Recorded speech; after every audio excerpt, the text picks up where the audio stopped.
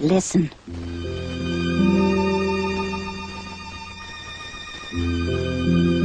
Perhaps you catch a hint of an ancient state not quite forgotten. Dim, perhaps, and yet not altogether unfamiliar. Like a song whose name is long forgotten and the circumstances in which you heard completely unremembered. Listen. Not the whole song has stayed with you, but just a little wisp of melody, attached not to a person or a place or anything particular, but you remember from just this little part how lovely was the song, how wonderful the setting where you heard it, and how you loved those who were there and listened with you. Listen.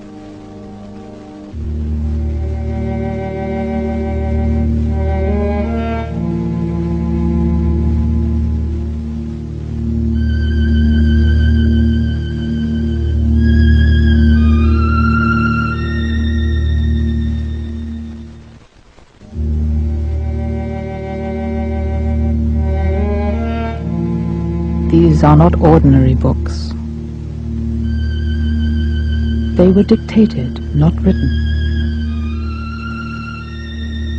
They are about love, about forgiveness, and about inner peace. They contain a whole philosophy for living in our times, and this is the story of how they came into being. In 1958, I accepted an appointment as professor of medical psychology at Columbia University's College of Physicians and Surgeons.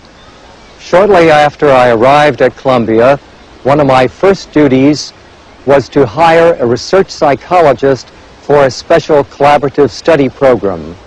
In the course of looking for the right person, I found Dr. Helen Schucman.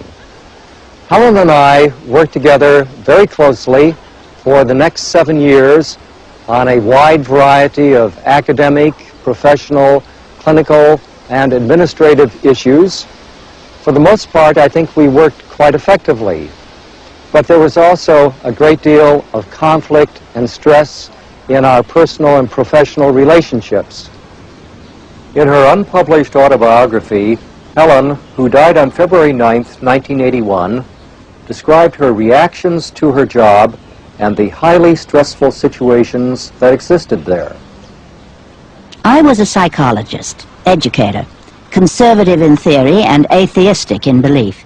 I was working in a prestigious and highly academic setting, and the job was ghastly at first.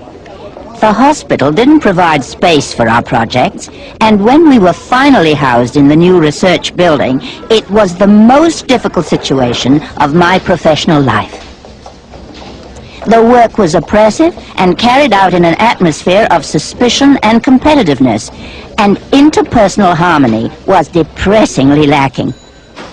Then something happened that triggered a chain of events I could never have predicted. My first impressions of Helen were a little difficult to define. She seemed to me to be a very complex person. On the one hand, she was obviously brilliant. She certainly had a very dedicated research orientation. On the other hand, there was a kind of peripheral feeling of orbiting, and I'm not quite sure how to define that, but a feeling that she was going in circles somehow. And it took me a while to realize that that was a very superficial impression, and that any question I asked her evoked a very solid answer. Often, Helen and I would leave our offices in the late afternoon while we were working on a project or a paper, and spend some time near my apartment in Central Park. I felt extremely close to Helen. I felt she was the one person who cared about what happened in my professional life. But I also think she felt a much closer personal relationship with me than I felt I could reciprocate. Bill is some 14 years younger than I and over a foot taller. He rarely attacked openly when he was angry or irritated, but was much more likely to become increasingly aloof and unresponsive.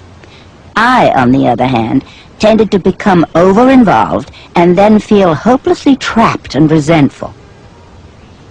Helen related in a very professional way with patients that with some people she tuned in immediately and had a great sense of rapport. She understood what they were like. She was able to perhaps see through their defenses and was extremely practical. I was having some emotional difficulties, largely with family matters. And so Helen kindly counseled me. And in the course of this dialogue, a very kind exchange, she discovered that I'd been separated from my mother for some 14 years. And I really wasn't quite sure where she was. It turned out that she was institutionalized. And within half an hour the next day, Helen, located through some contacts in the State Department of Mental Health, New York State, found where my mother was lodged and had spoken to the physician in charge of my mother, and the following Sunday arranged for me to visit. And with Helen's support and help, I was able to reestablish a very loving relationship with my mother, first as a friend and then as a loving son. And it was so typical of Helen's concern. We had worked together for a number of years, actually from 1958 until the summer of 1965, with a good deal of improvement in terms of the organization of the psychology department at the hospital, but we weren't really at peace. And one day I gave Helen a little speech. This was in June of 1965, before we were going to a meeting. Essentially what I said is, there must be a better way of living and working in the world, of handling our personal and professional relationships and problems, and I'm determined to find it. This was kind of a long speech for me, and I remember feeling at the end of this that Helen probably was going to laugh, but to my amazement, quite the contrary. She said, "You're absolutely right, Bill. We'll find this other way together." And that was the beginning of a joint commitment which the two of us made. Helen was always very much involved in her work with mentally retarded children. Way together. And that was the beginning of a joint commitment which the two of us made. Helen was always very much involved in her work with mentally retarded children. She found particular gratification in working with children who had these handicaps and found them especially responsive and highly lovable. On the other hand, Helen would have been the first to assure any of us that she would not have made a good mother herself and had no wish to assume that role. When we walked in Central Park, as we often did, we would visit Lewis Carroll's Alice in Wonderland near the boating pond, and that was one of Helen's favorite spots. On one of these occasions, Helen told me about a recurring childhood dream from which she never quite recovered. It centered on a red and yellow rubber ball which showed up in many dreams over the years and which she equated with unhappy aspects of her childhood.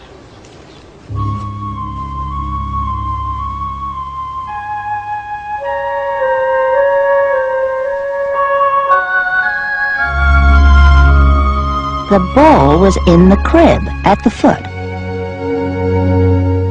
And my father came into the doorway, and I was lying there very happily thinking how pretty I was and how warm. He just stayed there and looked and didn't come in, and I was very little, so I couldn't get up myself and go over.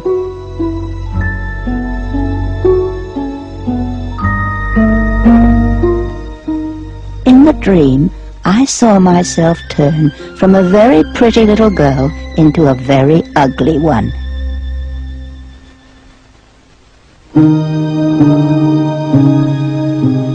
And he just looked and then went away. So I did turn into a very ugly girl. I was fat and horrible, and all the boys turned me down. My mother said I looked like an elephant, and she couldn't stand it.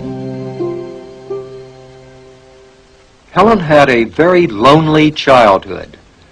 Her mother and father had lives of their own, and she had nothing in common with her brother, who was 14 years older. She spent most of her time with a Catholic governess and a Baptist cook. Helen's parents were non-observant Jews, and there was no discouragement or interest when Helen started to experiment with being, at different times, Catholic and Baptist. After a long series of disappointments, Helen gave up her search for God, and when she became a graduate student in psychology, her beliefs shifted from agnosticism to angry atheism. But that, as it turned out, was not the real end of the story. Ever since I was a child, I would often see very clear pictures when I closed my eyes. The pictures could be of anything. A birthday cake with lighted candles, a woman with a dog, trees in the woods, a store window filled with shoes.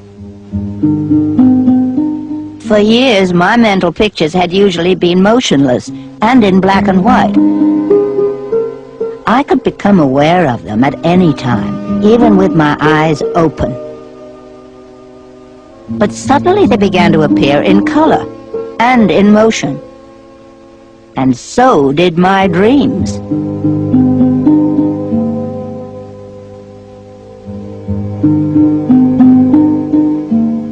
The summer of 1965 was an extraordinary summer for both Helen and me in a number of ways.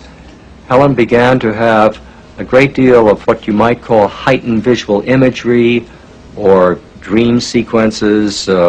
She began to experience this with considerable clarity, and I suggested that she write down these experiences as they occurred, because they seemed to have something they were saying something very important, even though we didn't know exactly what that was. One of those sequences involved being in a boat.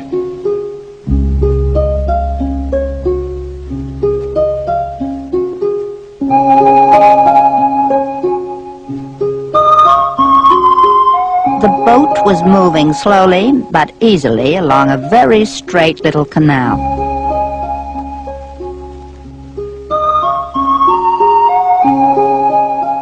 There was just enough breeze to help the boat along.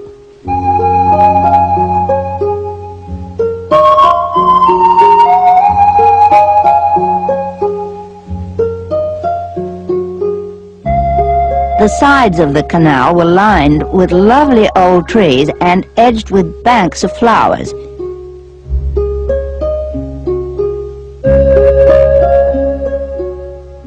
I wonder if there is buried treasure here, I thought to myself dreamily. I shouldn't be surprised if there were.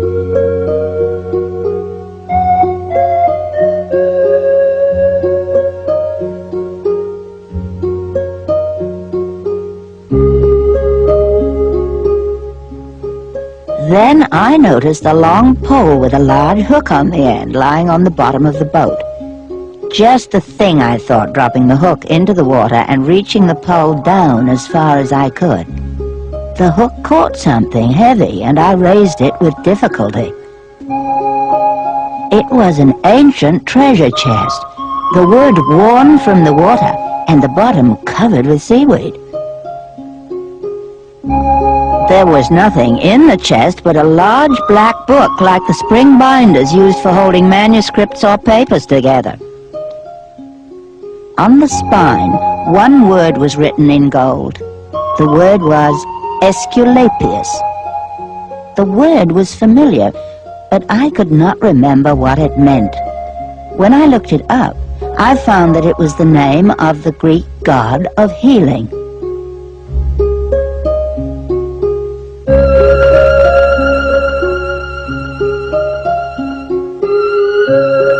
I saw the same book once more a few nights later.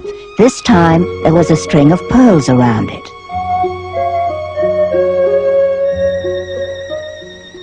In addition to her extraordinary dreams, Helen astonished me with detailed descriptions of places where I was staying on vacation, although she had never even seen them. She insisted one day that a friend of mine was trying to commit suicide. We telephoned him, and she was right. Thankfully, we were able to talk him out of it. As a research psychologist, Helen couldn't understand this flood of mental imagery, these various psychic experiences that she kept having, and it had a cumulative impact on her during the summer of '65. She kept wondering, am I losing my mind? Am I going crazy? How do I reconcile this with my role as a scientist? So her conflict certainly increased enormously during that period.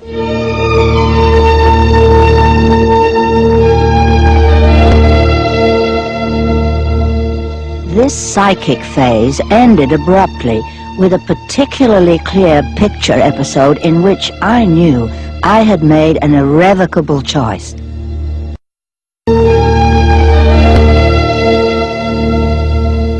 This psychic phase ended abruptly with a particularly clear picture episode in which I knew I had made an irrevocable choice.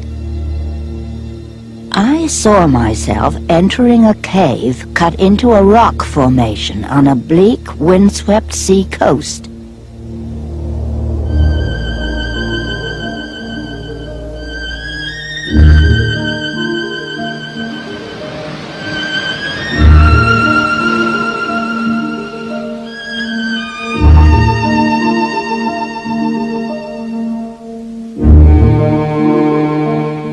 What I found in the cave was a large and very old parchment scroll. Its ends were attached to heavy gold-tipped poles, and the scroll was wrapped around them so that they met in the middle of the scroll and were tied tightly together.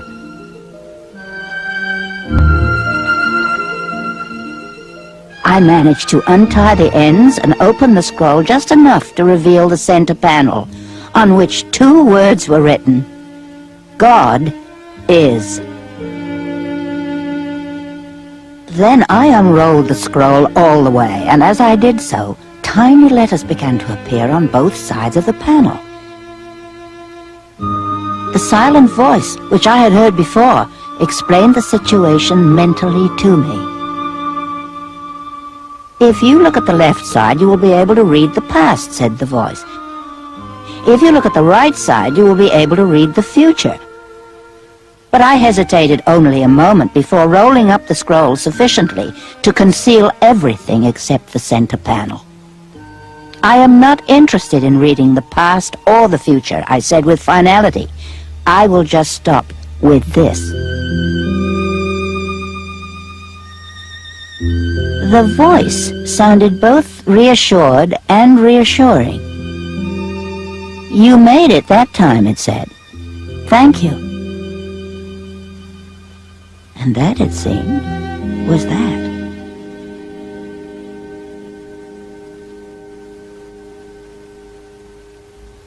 During part of that summer, we were both traveling, and perhaps as a means of clarifying her thoughts on emerging spiritual themes, Helen began writing a series of letters to me.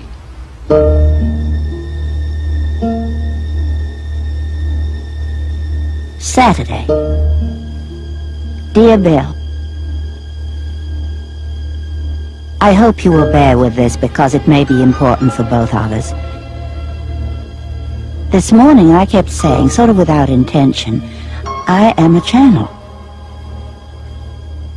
which seemed to mean something at the time. But the channel got clogged up. It's not open yet.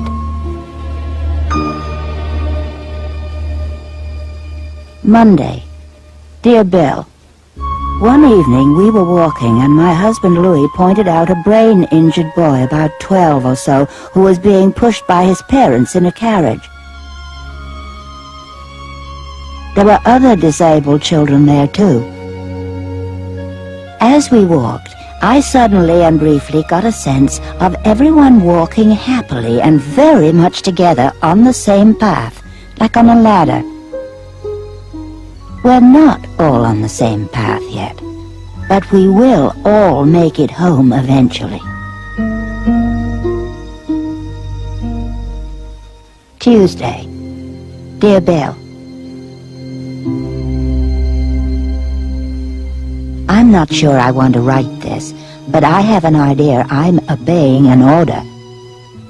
These orders are rather stern, and the main feeling I get is that I wouldn't dare to disobey them. This is the second one. Helen prided herself as a research psychologist, not as someone who heard voices, who had heightened visual imagery, who experienced all of these psychic events that occurred throughout the summer of '65. It was extremely distressing to her. She kept feeling that maybe she was losing her mind. Certainly she couldn't reconcile all of this activity with her scientific predilections. And this became a particularly acute problem for her as the summer and early fall began. One night she called me, and this was in October, and said, "You know, that inner voice refuses to go away. It keeps saying, 'This is a course in miracles, please take notes.' What shall I do? Suppose it's crazy, suppose it doesn't make any sense, you know, suppose it's flipped." And she was obviously going through a great deal of anguish and agony at that point. Well, I said the only obvious thing, why don't you take down whatever it is, you can read it to me tomorrow morning in the office, and if it doesn't make any sense, no one else ever has to know about it. But at least we'll know what it is. So that's what we did. The next morning, Helen came in, and as she read that beautiful introduction to the text, which says, "Nothing real can be threatened, nothing unreal exists. Herein lies the peace of God." It was obvious that we were tuning in to something that could hardly be regarded as crazy, no matter how unexpected it was. This is a course in miracles. It is a required course. Only the time that you take it is voluntary. Free will does not mean that you can establish the curriculum. It means only that you can elect what you want to take at a given time. The course does not aim at teaching the meaning of love, for that is beyond what can be taught. It does aim, however, at removing the blocks to the awareness of love's presence, which is your natural inheritance. The opposite of love is fear. But what is all-encompassing can have no opposite.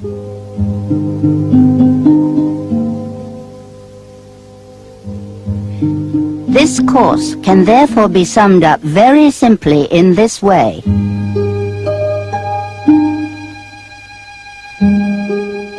Nothing real can be threatened.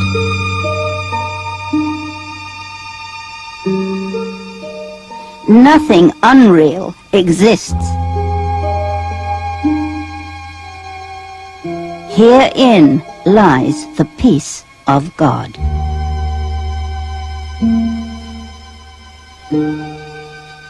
On that first morning when Helen came up, she was in quite a state. She could hardly talk. Her voice was almost inaudible.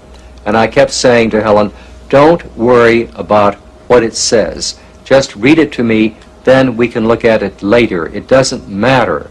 No one will have to know. We'll tear it up. We'll do whatever is necessary. But just read it to me." And it was very difficult for her to even do that. She would cough and sputter and almost have a seizure rather than being able to simply read the words calmly.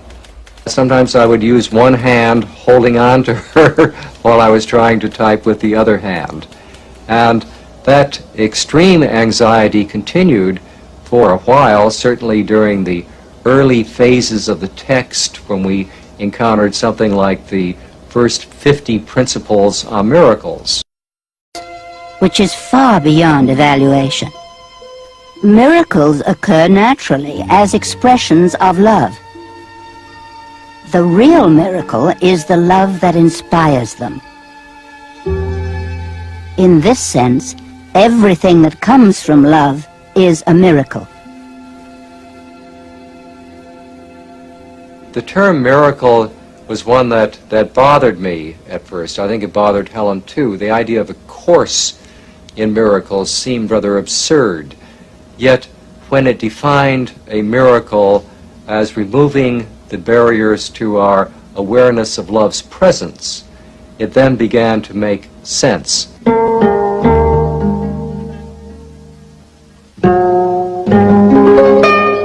Miracles reawaken the awareness that the spirit, not the body, is the altar of truth. This is the recognition that leads to the healing power of the miracle. Miracles are natural signs of forgiveness. Through miracles, you accept God's forgiveness by extending it to others. I realized as we continued typing up these first 50 principles with all the difficulties of getting it down and all the anxiety and so forth, that I would have to really change my mind about absolutely everything if this were true. And that seemed like a very big job. I wasn't sure I was up to it. And later I realized it's only a little willingness that is necessary. That readiness does not imply mastery, simply some willingness for change. So I recognized I had some willingness to do that.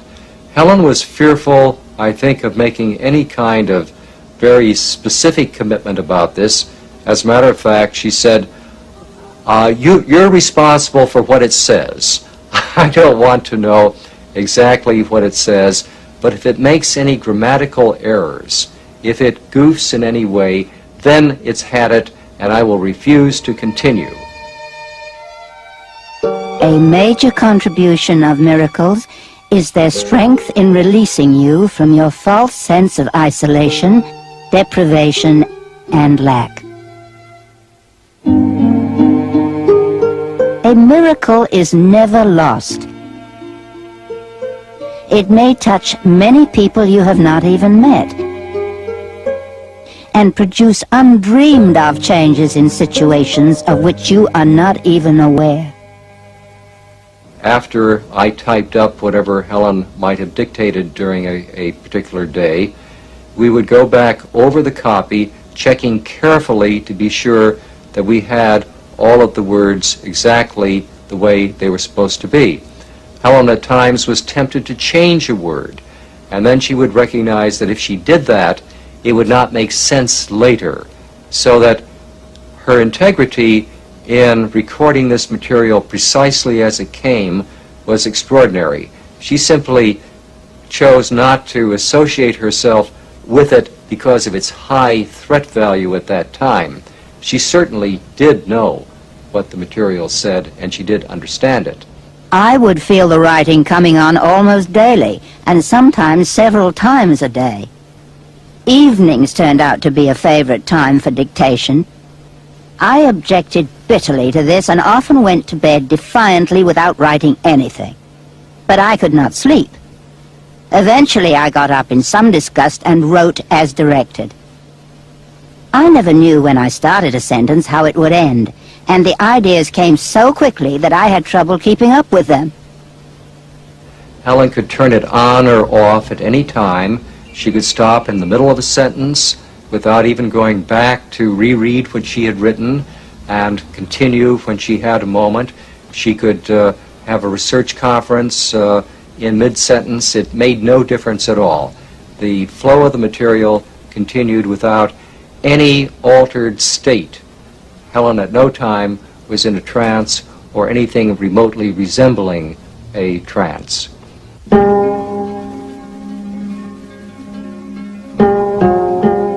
You may believe that you are responsible for what you do, but not for what you think.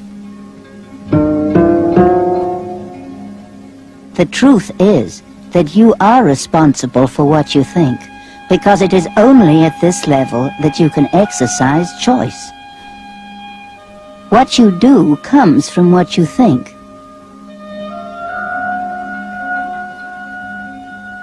Do not try to look beyond yourself for truth, for truth can only be within you.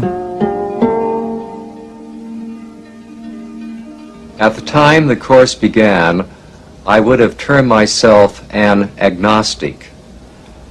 I really had no interest in formal religion, but I was also aware of the deficiencies in the psychological systems of thought with which I was familiar. I recognized that somehow the emperor had no clothes, that there were so many of us going around expounding our various theoretical points of view, but there was no one who really knew how to put this together in a meaningful way to change the nature of our lives. You have but two emotions, love and fear.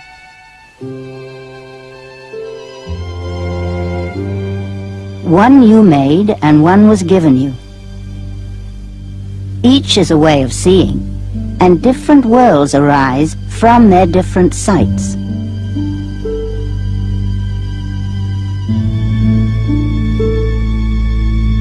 See the love of God in you, and you will see it everywhere, because it is everywhere. With love in you, you have no need except to extend it.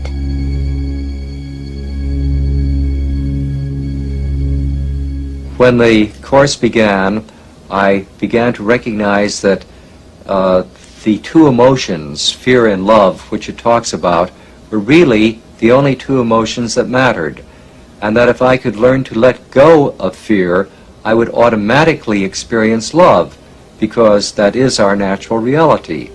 As I continued to practice letting go of my own defensiveness, I became aware that the course is really about undoing. It's about forgiveness, about forgiving ourselves and others for the mistakes that we have made, and not holding on to these in a way that increases our sense of guilt and unworthiness.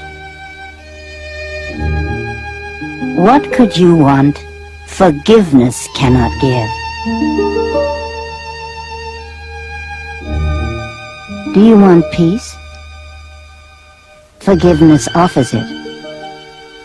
Do you want happiness? A quiet mind? A certainty of purpose? And a sense of worth and beauty that transcends the world?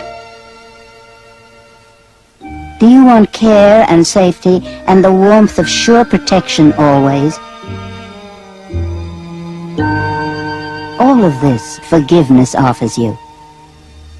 Forgive the world, and you will understand that everything that God created cannot have an end. And nothing He did not create is real. In this one sentence is our course explained.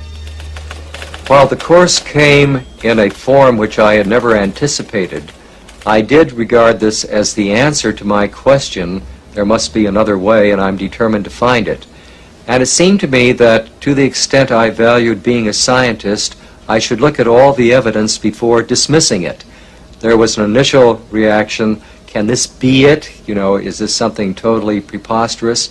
But as I read the material, I recognized that Helen in no way could have written this material. It was totally alien to her background, to her interests, and her mode of conceptualizing abstract ideas, that there's no way she could have done this. Where did the writing come from? I did not understand. Where did the writing come from? I did not understand the calm but impressive authority with which the voice dictated. It is largely because of the strangely compelling nature of this authority that I have referred to the voice with a capital V. At several points in the writing, the voice itself speaks in no uncertain terms about the author, Jesus. My own reactions to these references, which literally stunned me at the time, have decreased in intensity and are now at a level of wonder and acceptance. I do remember one occasion very keenly when Helen came in one day and she was really distraught. She was perhaps more distraught than I had seen her in some time. And this was while we were perhaps somewhere in the middle of the text. And she said, this time it's really gone off the deep end. It's gibberish. It makes absolutely no sense, no meaning, nothing to it. It's absolutely impossible. I refuse to read it to you, and so forth. After I had calmed her down, why, she did agree to read the material to me. And I might quote the very end of that section. Forgive us our illusions, Father, and help us to accept our true relationship with you, in which there are no illusions, and where none can ever enter. Our holiness is yours. What can there be in us that needs forgiveness when yours is perfect? The sleep of forgetfulness is only our unwillingness to accept your forgiveness and your love. Let us not wander into temptation, for the temptation of the Son of God is not your will. And let us receive only what you have given, and accept but this into the minds which you created and which you love. Amen. At that point, Helen burst into tears. The beauty of the language, the profundity of the thought, and in a sense, the equivalence of the Lord's Prayer for the Course seemed to be so clear that this was a statement in the Course very similar to the Lord's Prayer in many of its dimensions.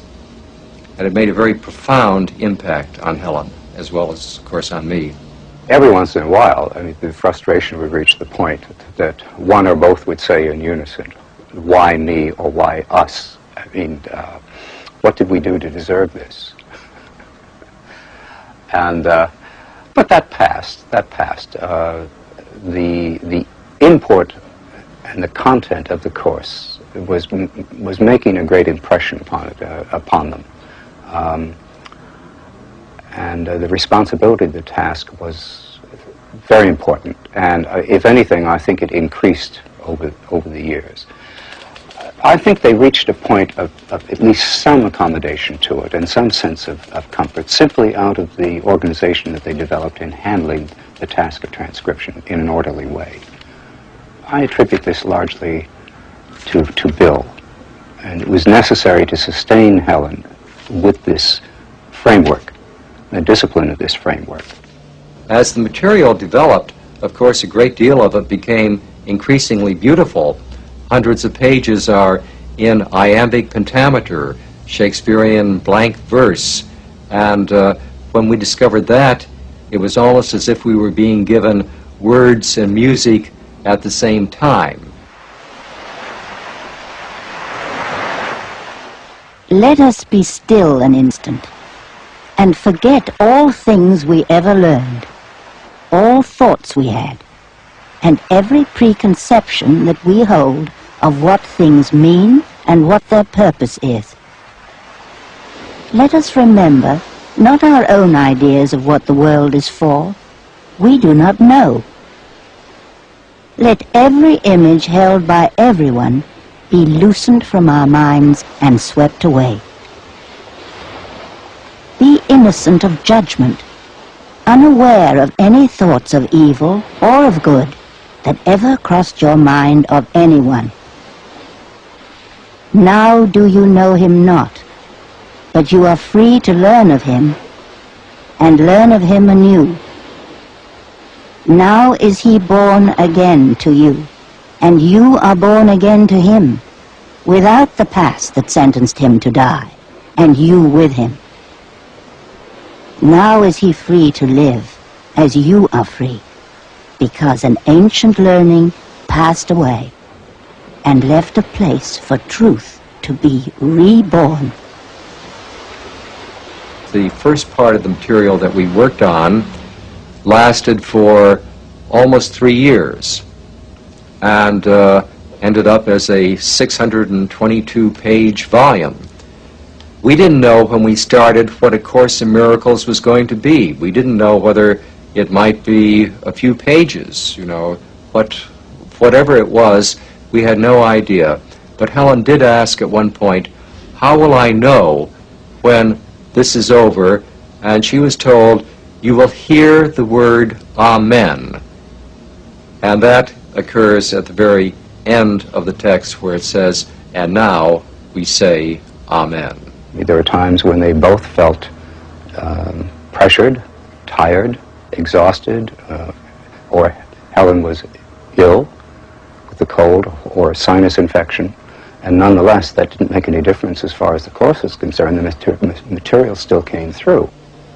When the text was finished, Helen felt, as I did, that that was the completion of our assignment, and that we had plenty to do to simply try to learn those concepts and apply them in our lives. However, after a period of perhaps 9 months, Helen got increasingly restless. Then one day, she began to take down the workbook for students, which consists of 365 lessons, one for each day of the year. And that was the beginning of the second part of the course. That took approximately 2.5 years, and at the end of that we again thought that we were finished, and after a number of months again of not being quite sure what would happen next, the third and final volume was announced as the manual for teachers. So the total period of time was approximately 7 years from the time we began with the text, including the workbook, and finally the manual for teachers. The journey to God is merely the reawakening of the knowledge of where you are always and what you are forever. It is a journey without distance to a goal that has never changed. You dwell not here, but in eternity. You travel but in dreams, while safe at home. By the fall of 1972, Helen and I had completed the Course in Miracles, with the exception of a clarification of terms section, which we added later. Terms section, which we added later. At that time, I decided to make about 12 Xerox copies of the course, keeping them, of course, hidden and secret, and available for those few people who might wander into our lives and really be interested and prepared for this material. I had no idea who they might be, and I certainly suspected that the number would be very small. Anyway, I had shared this with one of my graduate students, a Father Michael, and in the course of talking with him about his interests in spirituality and mysticism and so forth, we discovered that there was a psychologist named Kenneth Wapnick who was working in one of the New York State hospitals. And Ken Wapnick had done a doctoral dissertation on St. Teresa and schizophrenia. Now, this seemed like a very strange topic for anyone in psychology to be working on, so I was quite intrigued. And Helen and I actually met Ken in November of 1972, just before he was scheduled to make a trip to Israel. And when I did return to the States, in the May of 1973, I made a beeline for Helen and Bill's office at Columbia Presbyterian, and that was when I saw the Course in Miracles for the first time.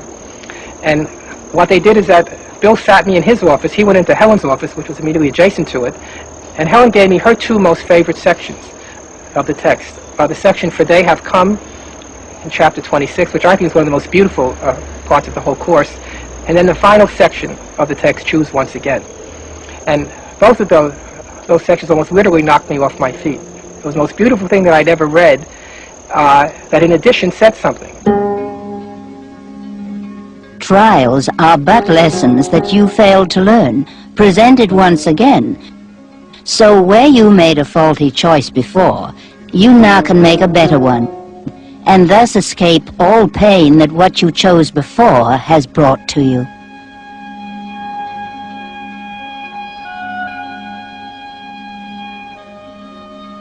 In every difficulty, all distress and each perplexity, Christ calls to you and gently says, "My brother, choose again." Shortly after that, when I began reading the course from cover to cover, it became clear to me that my destiny was not to return to Israel and live in the monastery, which is what I thought at that point, but that I should spend the rest of my time with Helen and Bill in New York City, and that indeed is what we did. What was remarkable was that there were virtually no changes in the actual text of all the course. The major editing was involved only in chapter designation and the physical organization of the printed work. But the manuscripts were remarkable in their order and clarity, directly, just as Helen translated it from her shorthand notes. This was the manuscript that I had seen. Some of the titles I felt were not really appropriate to the section. The capitalization was inconsistent, the paragraphing was inconsistent, the punctuation was inconsistent, etc. So I discussed this with Helen and Bill, and saying that I really felt it should be gone through one more time just to be sure that it was exactly the way it was supposed to be. So Helen and I began this somewhere in the late fall of 1973, going through the entire manuscript line by line, word by word. This took about a year. At that point, I think that the manuscript was basically some 1,500 pages. This was a huge job, as you can imagine.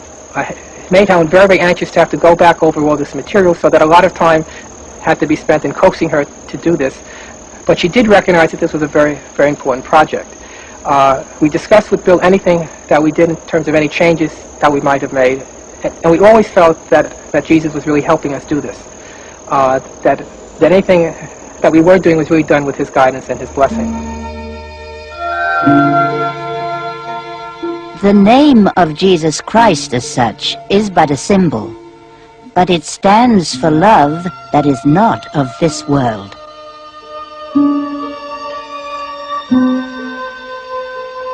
This course comes from him because his words have reached you in a language you can love and understand.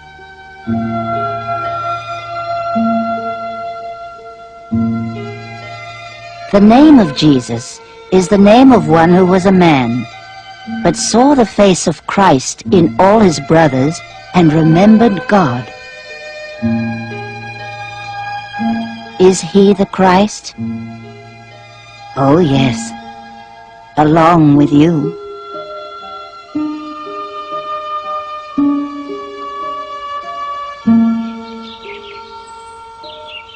One of the things that I was most impressed with about the course was the fact that Jesus was the author of it. I just could not believe that anybody else could have written it. It was very clear to me that Helen couldn't have written it, and I couldn't imagine it having any other source but Jesus himself. When the course started coming through Helen, she felt extremely uncomfortable in sharing this with her husband, Louis.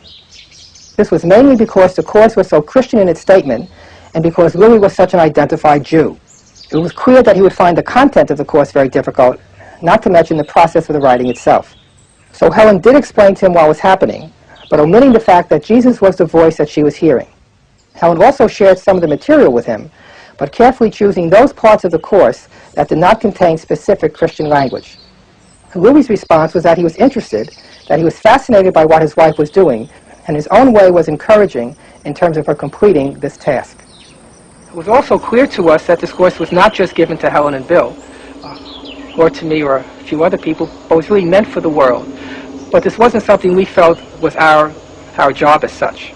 So that we did feel some kind of pressure to get the manuscript finished, retyped, and then we would just wait. Helen was not comfortable with the problems of what to do with the material, how to get it published, how to disseminate it. And also she was extremely concerned, as was Bill, with what effect the knowledge of this course and its dissemination would have upon their professional lives, because they were eminent people professionally, and one professionally, one in their field did not become involved in metaphysical works of this type. It was really too radical.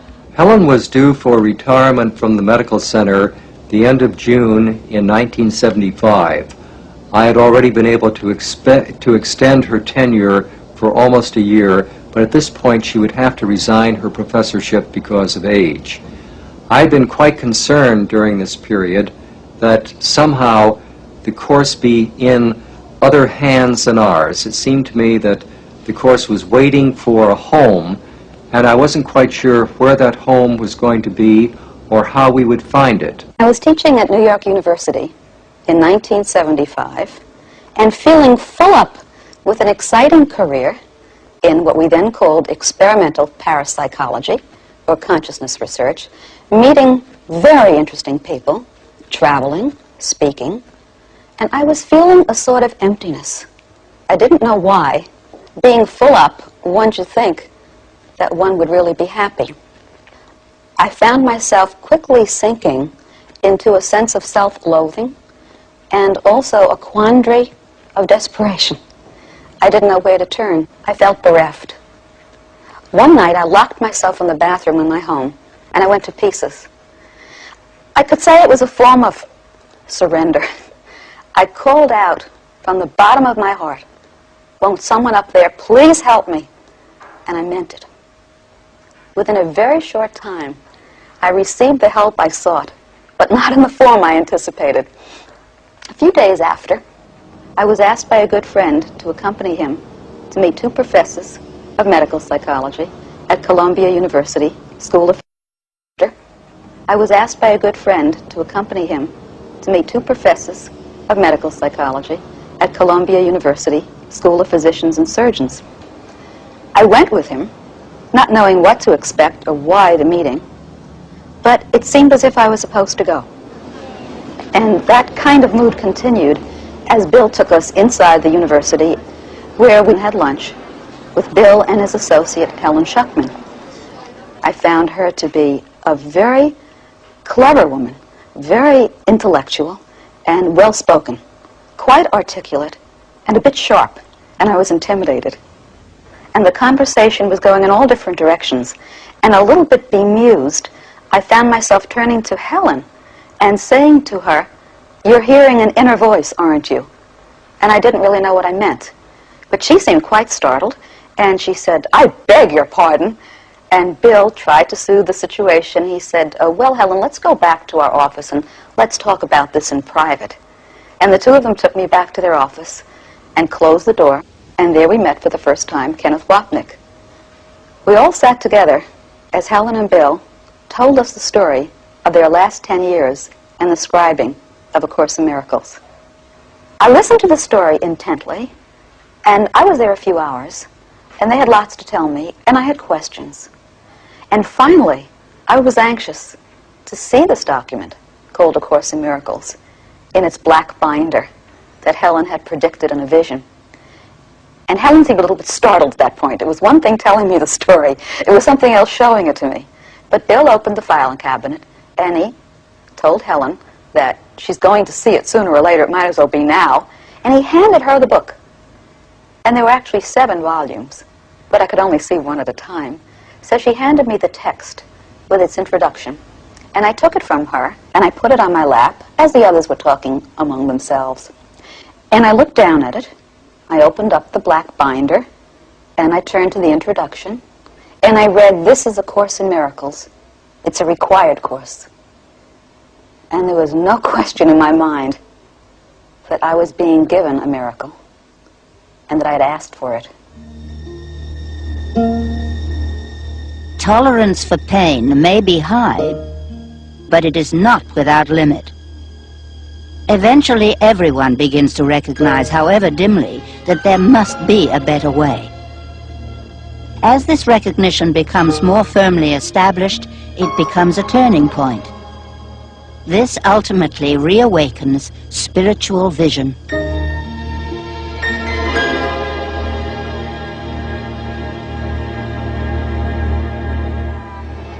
Helen and Ken and I frequently met at Judy's apartment at the Beresford on Central Park West. This was an opportunity for us to gather together, meet people who are interested in metaphysical ideas, particularly people who are interested in the Course, since Judy had managed to disseminate the Course in Xerox form very quickly to a large number of her friends. And I had this tremendous sense of relief that I could release those 12 copies that I'd been hiding in the closet, and that Judy had taken the ball and was running with it, that she was doing the things that were needed at that point to disseminate the material, to begin to get critical reactions from people, and in a sense to socialize us to what was going on in the larger world outside of academia, where we had been confined for so many years. We met a large number of very eminent people in California as well as in New York who were serious students of the Course. All of them wanted additional copies. Everyone was dissatisfied with the fact that this was available only by rapidly Xeroxing hundreds and hundreds of pages of material. So it became apparent in the course of this that we were going to have to entertain the idea of publication.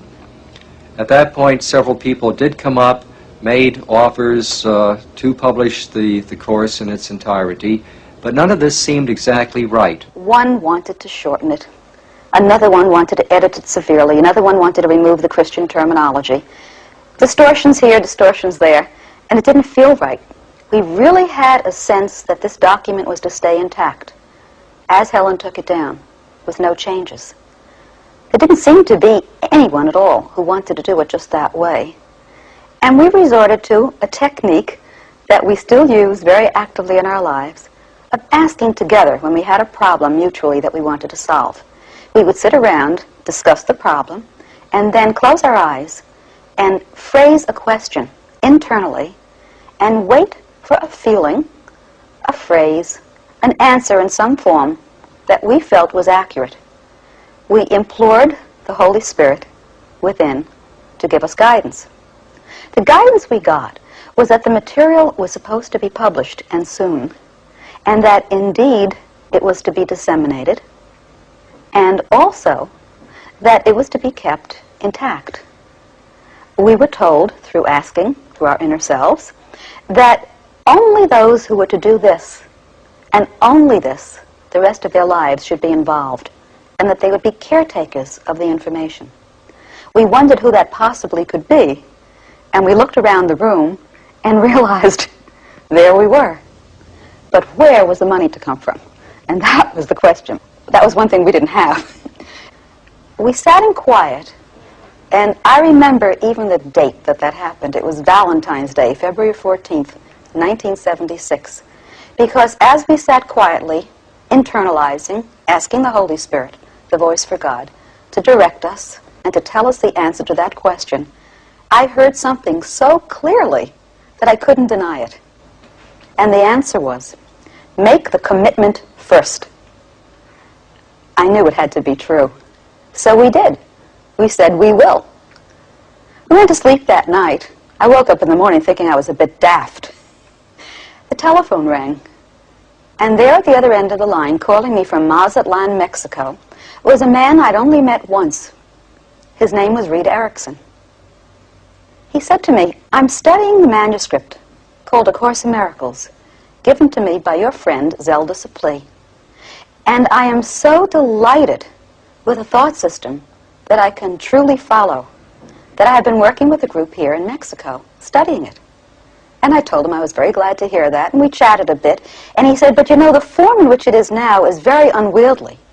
You have to have it published in hard-covered books. And I told him, well, that is very synchronistic. That's exactly what we were speaking of. And I related to him how we had been sitting and asking for guidance on this. So I said, we're ready to go, but really, Eric, I have no idea where the funds are to come from. He said, well, that's the reason I'm calling you. I was inter-directed to sell a piece of land only last week, and your foundation has all the money it needs to publish 5,000 hard-covered copies of A Course in Miracles. Do it immediately.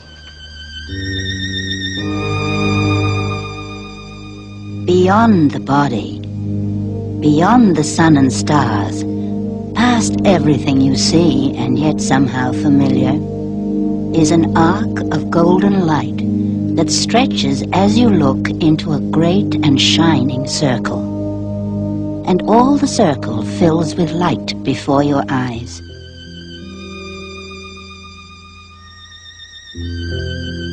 The edges of the circle disappear, and what is in it is no longer contained at all. The light expands and covers everything, extending to infinity, forever shining and with no break or limit anywhere. Within it, everything is joined in perfect continuity. Nor is it possible to imagine that anything could be outside. For there is nowhere that this light is not. What is a miracle but this remembering? And who is there in whom this memory lies not? The light in one awakens it in all. And when you see it in your brother, you are remembering for everyone.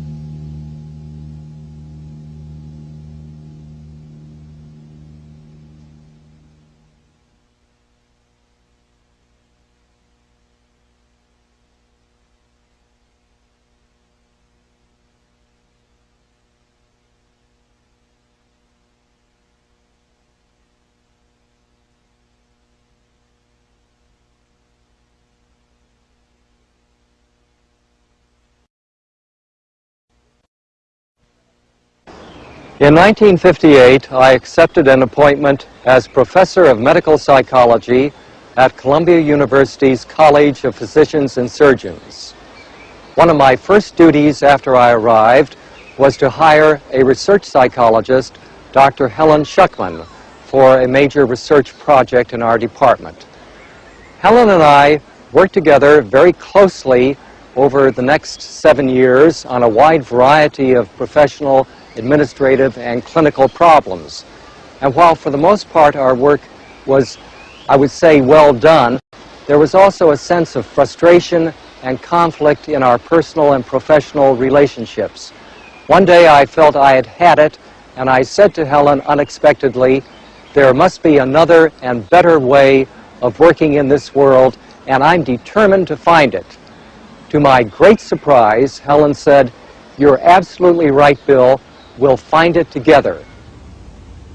This collaboration served as a trigger for Helen to hear an inner voice, which dictated an extraordinary answer to our search for a better way. It came as a 1,500-page self-study course in spiritual development. It was called A Course in Miracles, and was channeled through Helen for the 7 years between 1965 and 1972.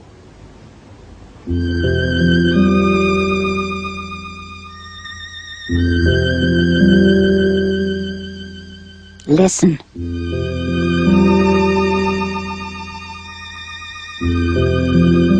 Perhaps you catch a hint of an ancient state not quite forgotten.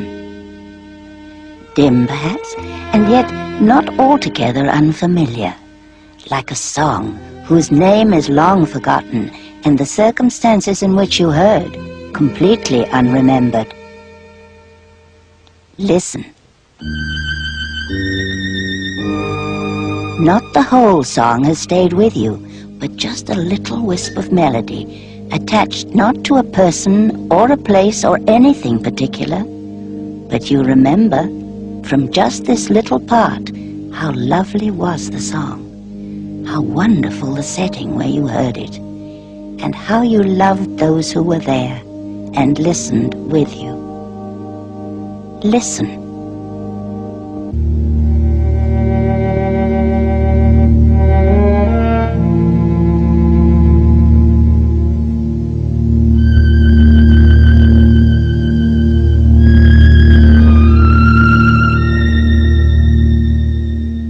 One of my favorite quotations from the Course is, "Two minds with one intent become so strong that what they will becomes the will of God." A Course in Miracles became published very quickly, and it was actually ready on June 22nd, 1976. There were hundreds of people who had written in to ask about it, and we had no trouble distributing the first printing.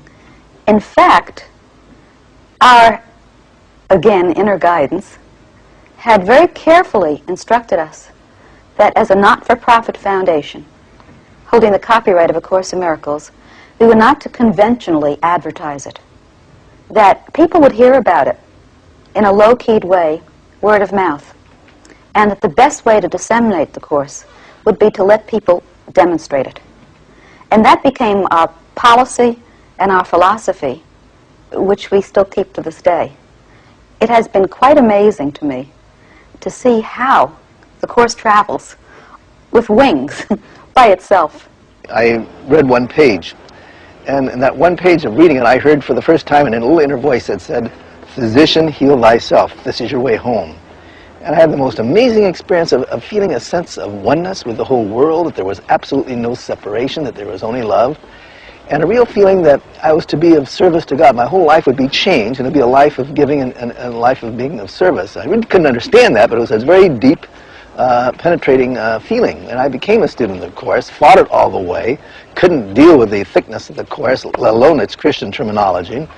And yet there was something about the Course that just compelled me to go on.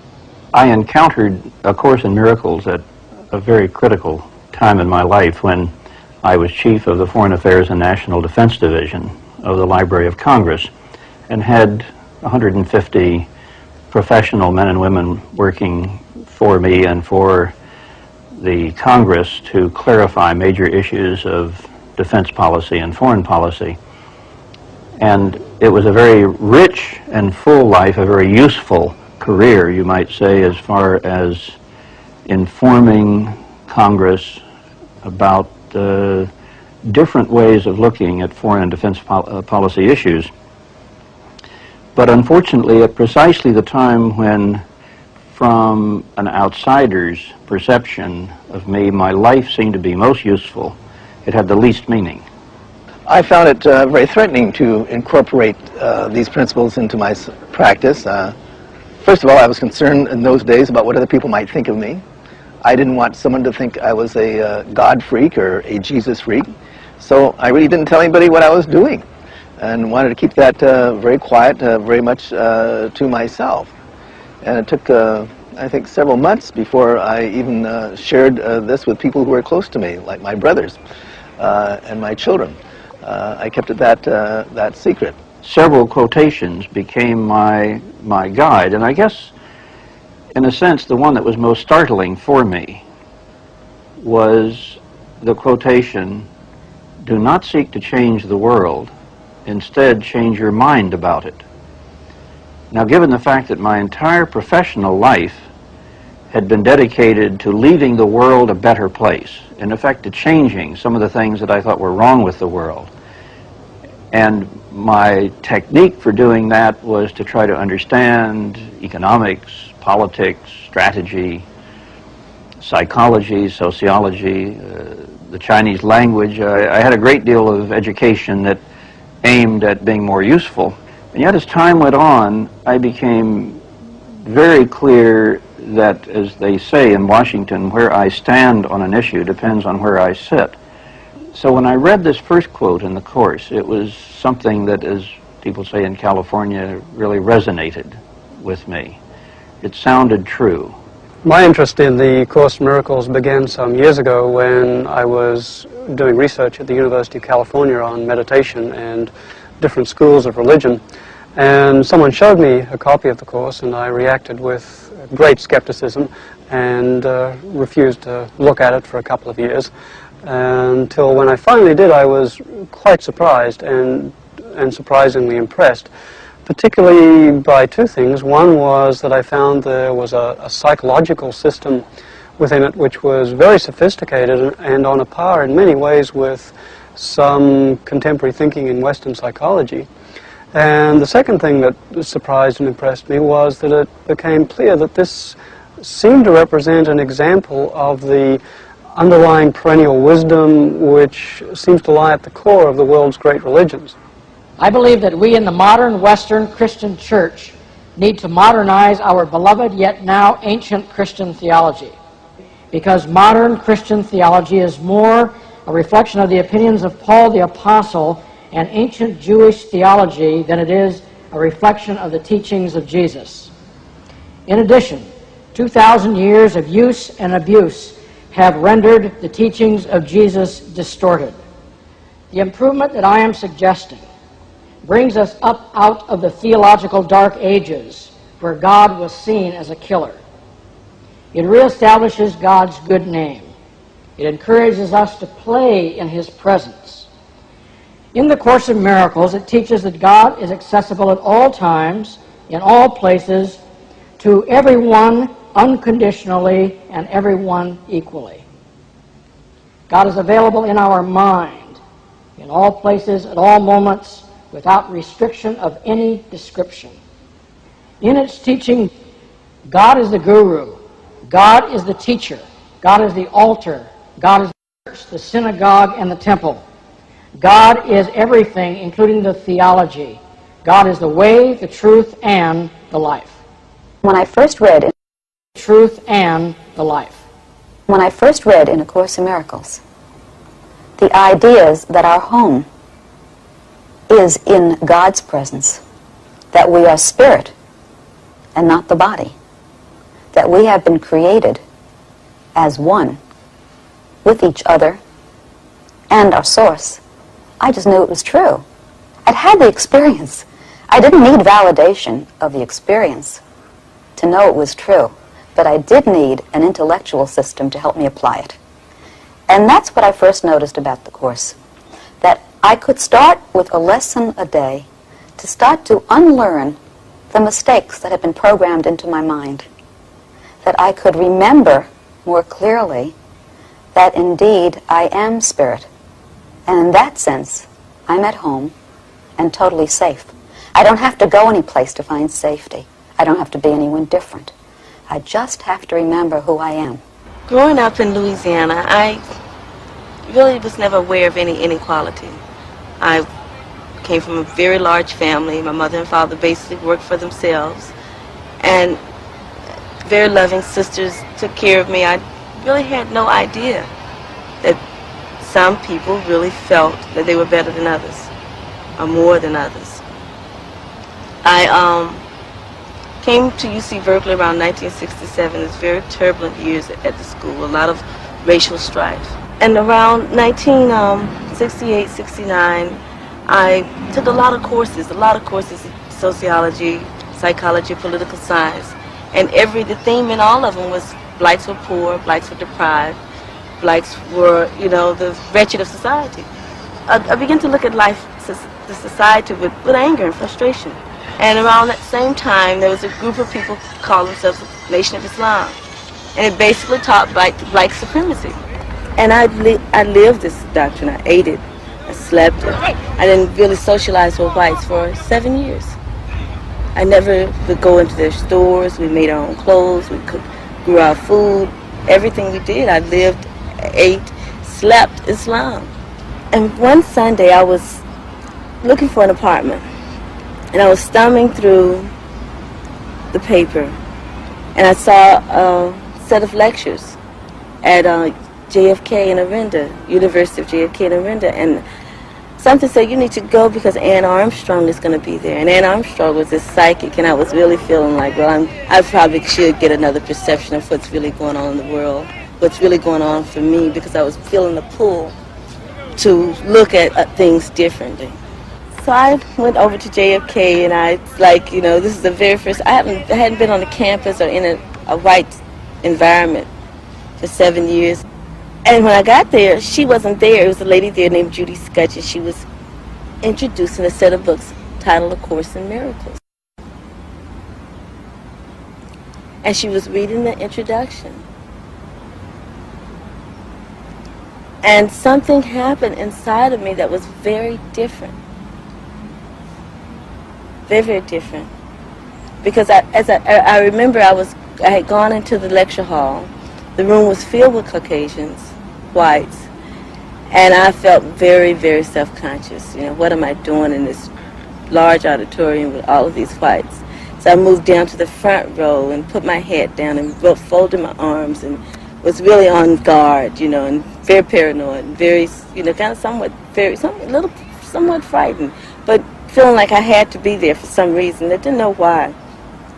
Especially as I knew that Ann Armstrong wasn't going to be there. And when Judy read this introduction,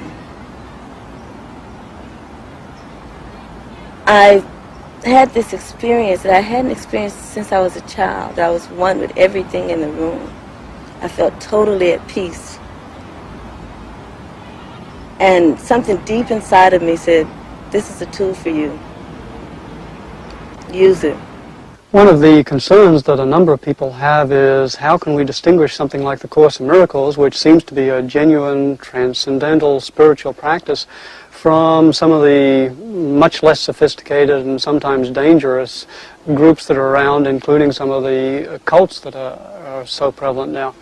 And it's interesting that recent research suggests a couple of ways in which we can distinguish among these different groups, and that the Course in Miracles seems to fit all the criteria for being a genuine spiritual discipline.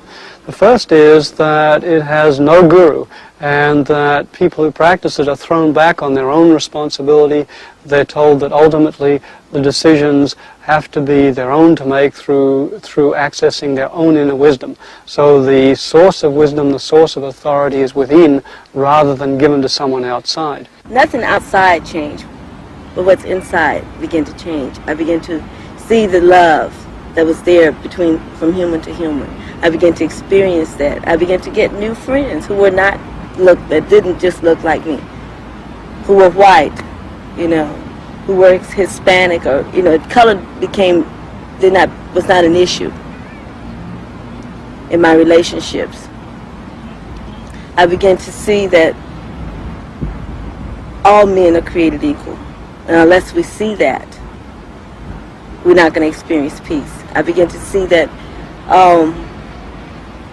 anytime I see myself as being above another human being or below another human being, I'm not going to experience peace.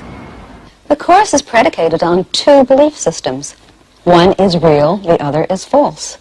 The false belief system is one the ego adheres to, and that is that we're born into this world in physical bodies, in a world that is real, the physical, and things happen to us, and sometimes we experience happiness, once in a while joy, very often depression and anxiety, certainly disease, and always death.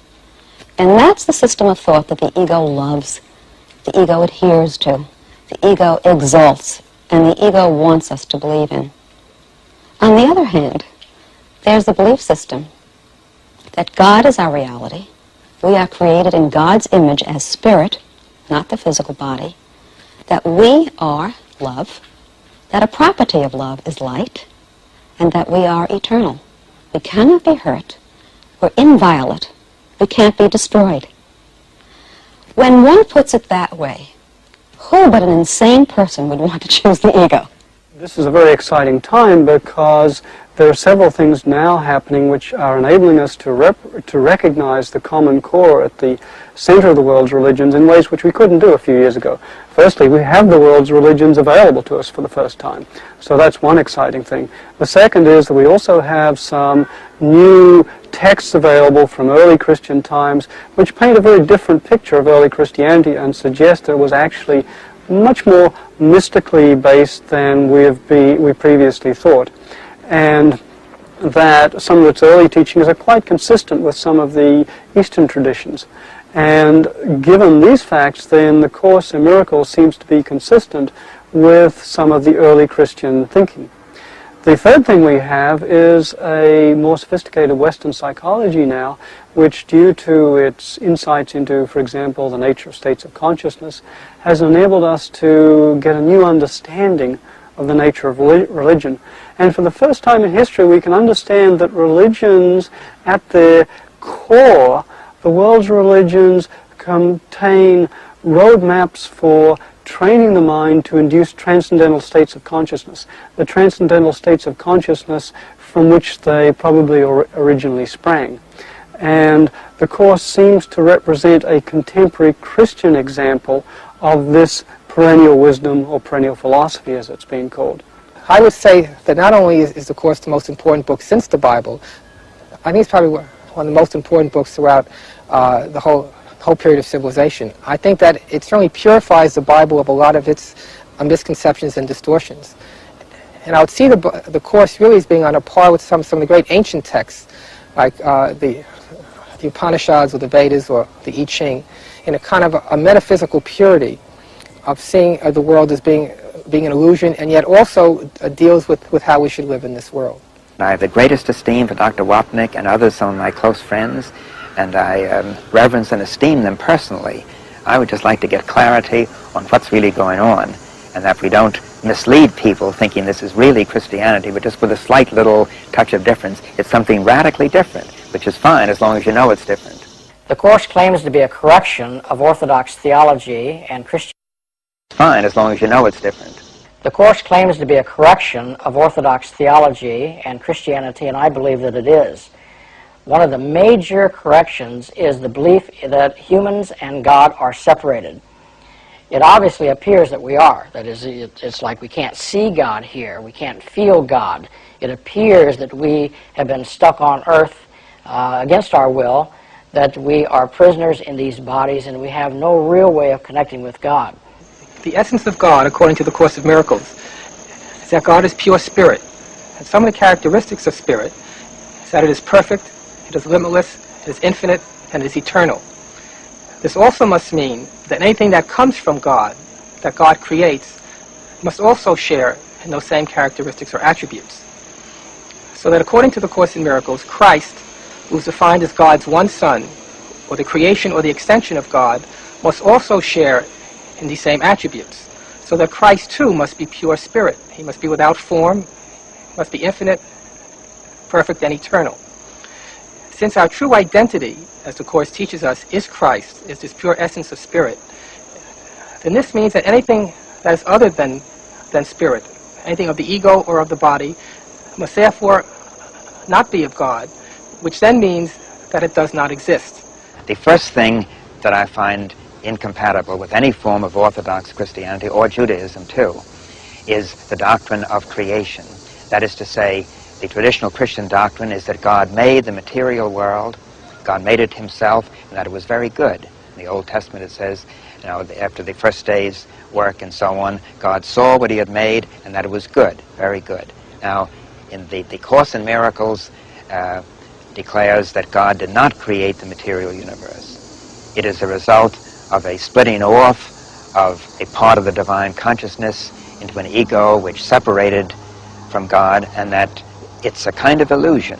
It is not the work of God as creator. So God is, the first article of the creed, in the Christian creed, I believe in God the Father Almighty, creator of heaven and earth, of all things visible and invisible, is denied, because God is not that, and God the Father doesn't even know about this material world. The Course teaches that when we separated from God, which was still in our mind, the world of matter or form still had not come into existence, in order to escape from God's wrath, what we did was that we ran out of our mind, as it were, projected that thought of separation, and that projection then became the world. So that the world then is really seen as a large smoke screen, a hiding place in which we seek to conceal ourselves so God wouldn't punish us. The second point of incompatibility I'd like to bring out with regard to Jesus is the fact that in the traditional Christian doctrine, Jesus is the eternal Son of God who then becomes man, takes on a real body and real flesh, as St. John puts it, and then is a Redeemer by dying on the cross to forgive our sins. It's been a hallmark of Christian thinking ever since the time of the first Gospels that Jesus was the only Son of God. And then, as St. Paul had said once, we're the adopted sons. So in a sense, we become second-class citizens. And what the Course very strongly teaches is that Jesus, again, is not the only Son. We are all part of the same sonship. That the only difference between ourselves and Jesus is that he was the first one to get through. In other words, he got smarter faster than anybody else. So that he then becomes like an older brother who reaches back to help everybody else do what he did. Also, as part of this doctrine, the traditional Christian doctrine of the resurrection, where Christ has risen from the dead with a real body, and then that has now become his glorified body forever, and all of us are called also to a resurrection of a real body, which will be part of our further happiness in heaven. Now, in the Course in Miracles, that of course can't be true. Jesus can't be risen in his real body because there is no real body. The body is an illusion. So he's returning to his pure spiritual state and nature. There's a whole section in the Course at the beginning of chapter 6 where Jesus specifically talks about his crucifixion. And he says that in the eyes of the world I was beaten, abandoned, torn, and finally killed. But then, as he says, this was not a perception that I shared from myself. He did not see a sinful world attacking him. He saw a fearful world crucifying him, believing that by getting him out of the way, then their own sins would be safe. And what Jesus says in several places in the text is he says, take me as your model for learning.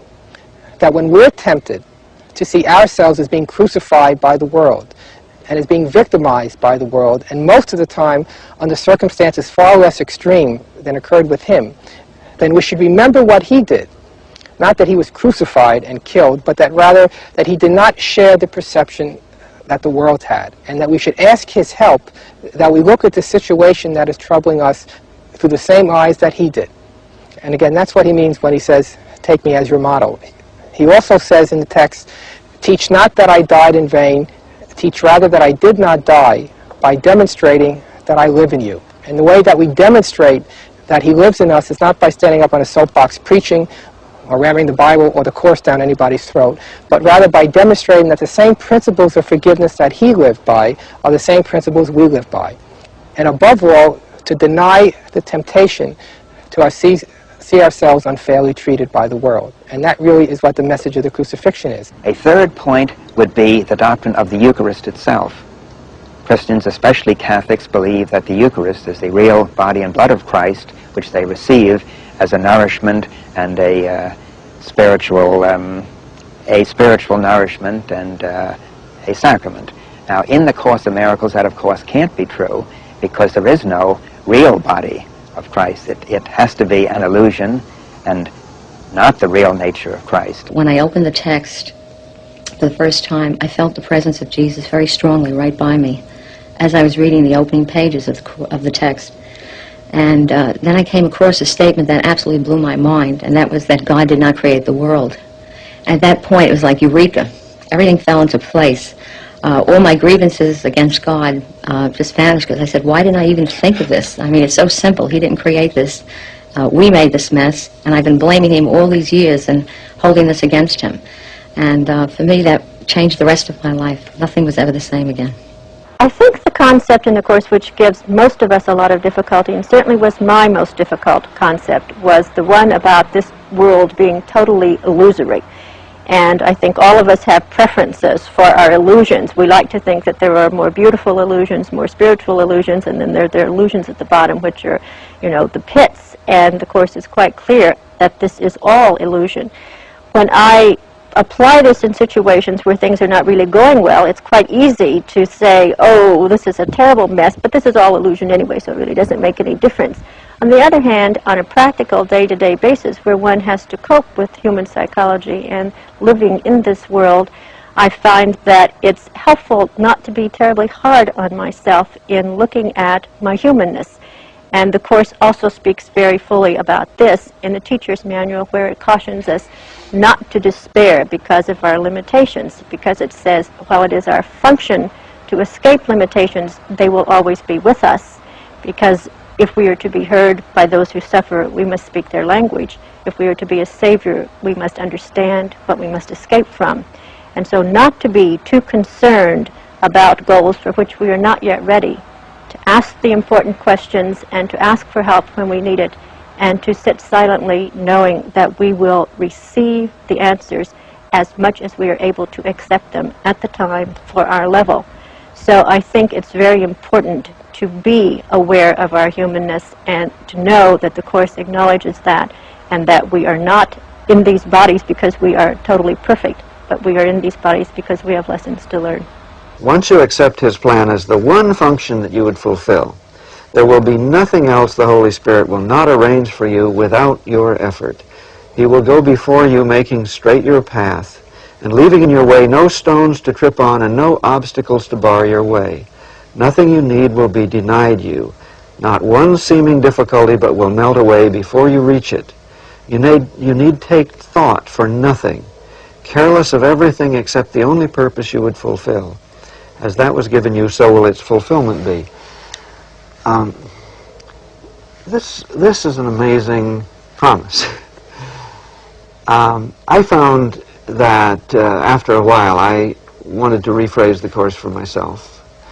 And so I took passages like this, and the most meaningful affirmation for me came to be one that I would recite as I went down the freeway or any other odd time in my daily life.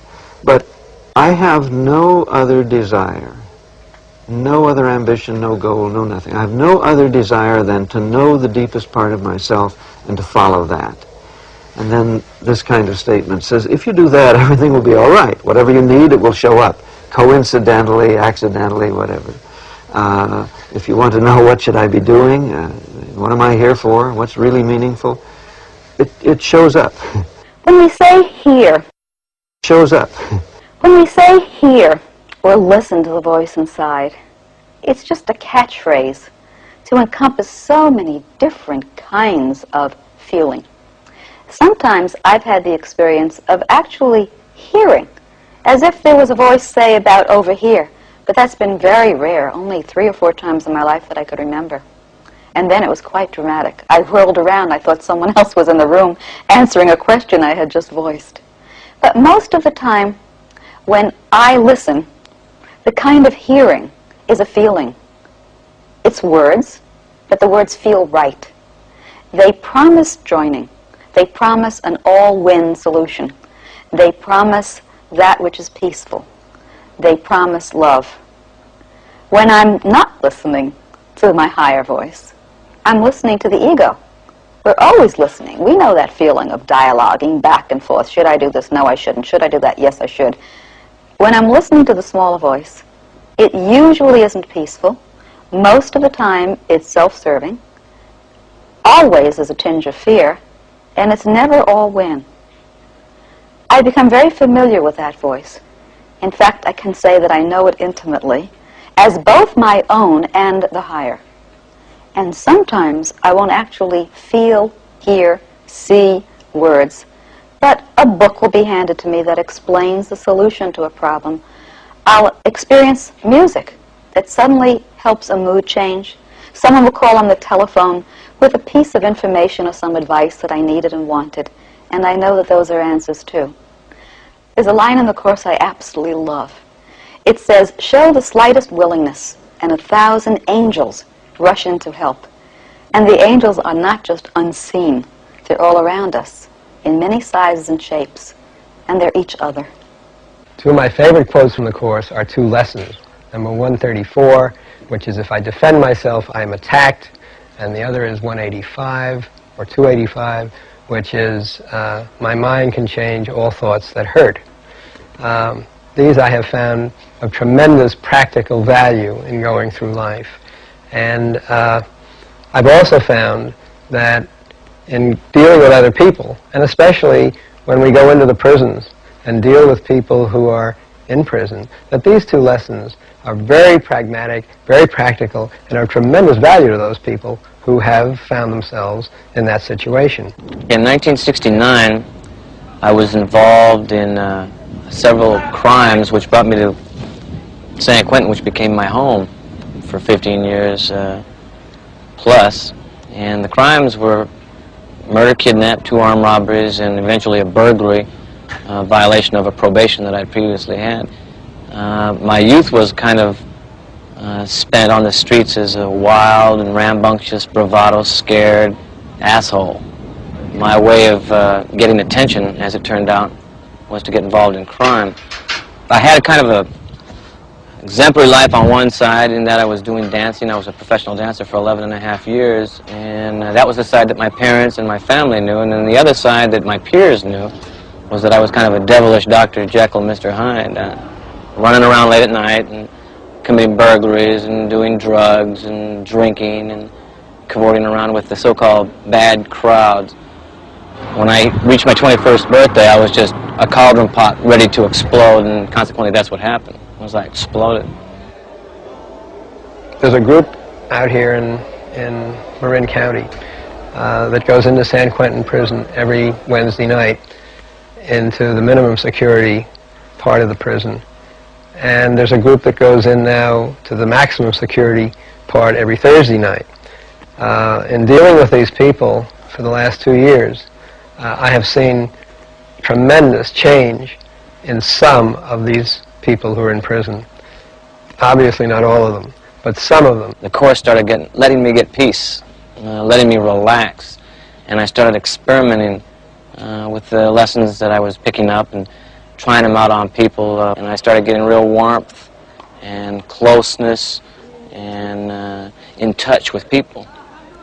When they hurt, I hurt, not out of sympathy but out of empathy. I could understand more clearly, having experienced the pain and the degradations and the things that go on in prison, and not pointing fingers at that's their fault.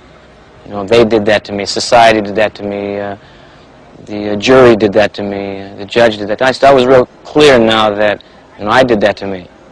I allowed myself to become unconnected. I allowed myself to be unloving and unavailable and resentful and bitter and things like that. Once I got that, then it was real clear that it was okay to tell somebody that, you know what, I love you, and be in prison at the same time. I like to say that, you know, personally, that it gives me peace of mind when I don't worry about other things that go on around me, and I try not to make no judgment as to what somebody else does or nothing. You know, even what somebody else says, I don't even make no personal judgment of it. I used to, because it used to affect me. Why you say, well, that person is wrong, or this, you know, he made a bad judgment. Right now, I don't even, you know, even really care. Whatever they do is their business, and, you know, whatever they say is their business. And I try to just shut my ears out to what I don't want to hear. And what I don't want to affect me, if I feel it's going to affect me, I just shut my ears out to it and say it's none of my business. And just wham bam, just keep my own inner peace just like that. Rather than turn him off, which I used to do, now I try to listen to him and try to help him out. Because whatever I put out is going to come back. If I help him out, I can help me out, and I'll be better in handling that problem later. Meanwhile, at that time, there will be something constructive going on. For instance, I say, hey, you may be right, he's cussing me out for something he said that I do. Yeah, you may be right, let me think about that. That takes the onus off, that takes a little bit of the pressure off so this guy can cool off a little bit. Or I'll find some other, I'm just using that for example. But it's important that I try to help him out. I put myself in that frame of looking right at him, because he was who I was actually mad at, and said to and repeated it over and over to myself that I could have peace, and I could give myself peace in the situation, and I felt a lot more relaxed. I really did, and it brought. I don't feel as mad as I did before. I'll put it that way. And I feel a little different. I still have a little bit of hostility in me, but I still have to work with it more, you know. I'm new to it. he just had me so uptight. What the Course does for a lot of people is to get them to know, recognize, almost instantly, that they are not acting the way they want to, and they can change their minds because they are aware of that. And that is as much of a help as anything, because it stops you from going in a direction that you inherently really don't want to do. You don't want to be conflicted. Nobody wants to be conflicted. They want to be loving, and they want to love. And if it stops you from being conflicted, which is what it does for an awful lot of people who study this course. The Course in Miracles, through the concepts of teaching love and forgiveness, bring forth a man when he walks back into society who wants to give that love, who knows that that's what he'll be getting back. Whatever he gives, he'll be getting back. Love, through the Course, it became a lot more unconditional, a lot more without restrictions or barriers or reservations about whom I give it to, how I give it to him, how often I give it to him, where there's strings attached, where there's no strings attached.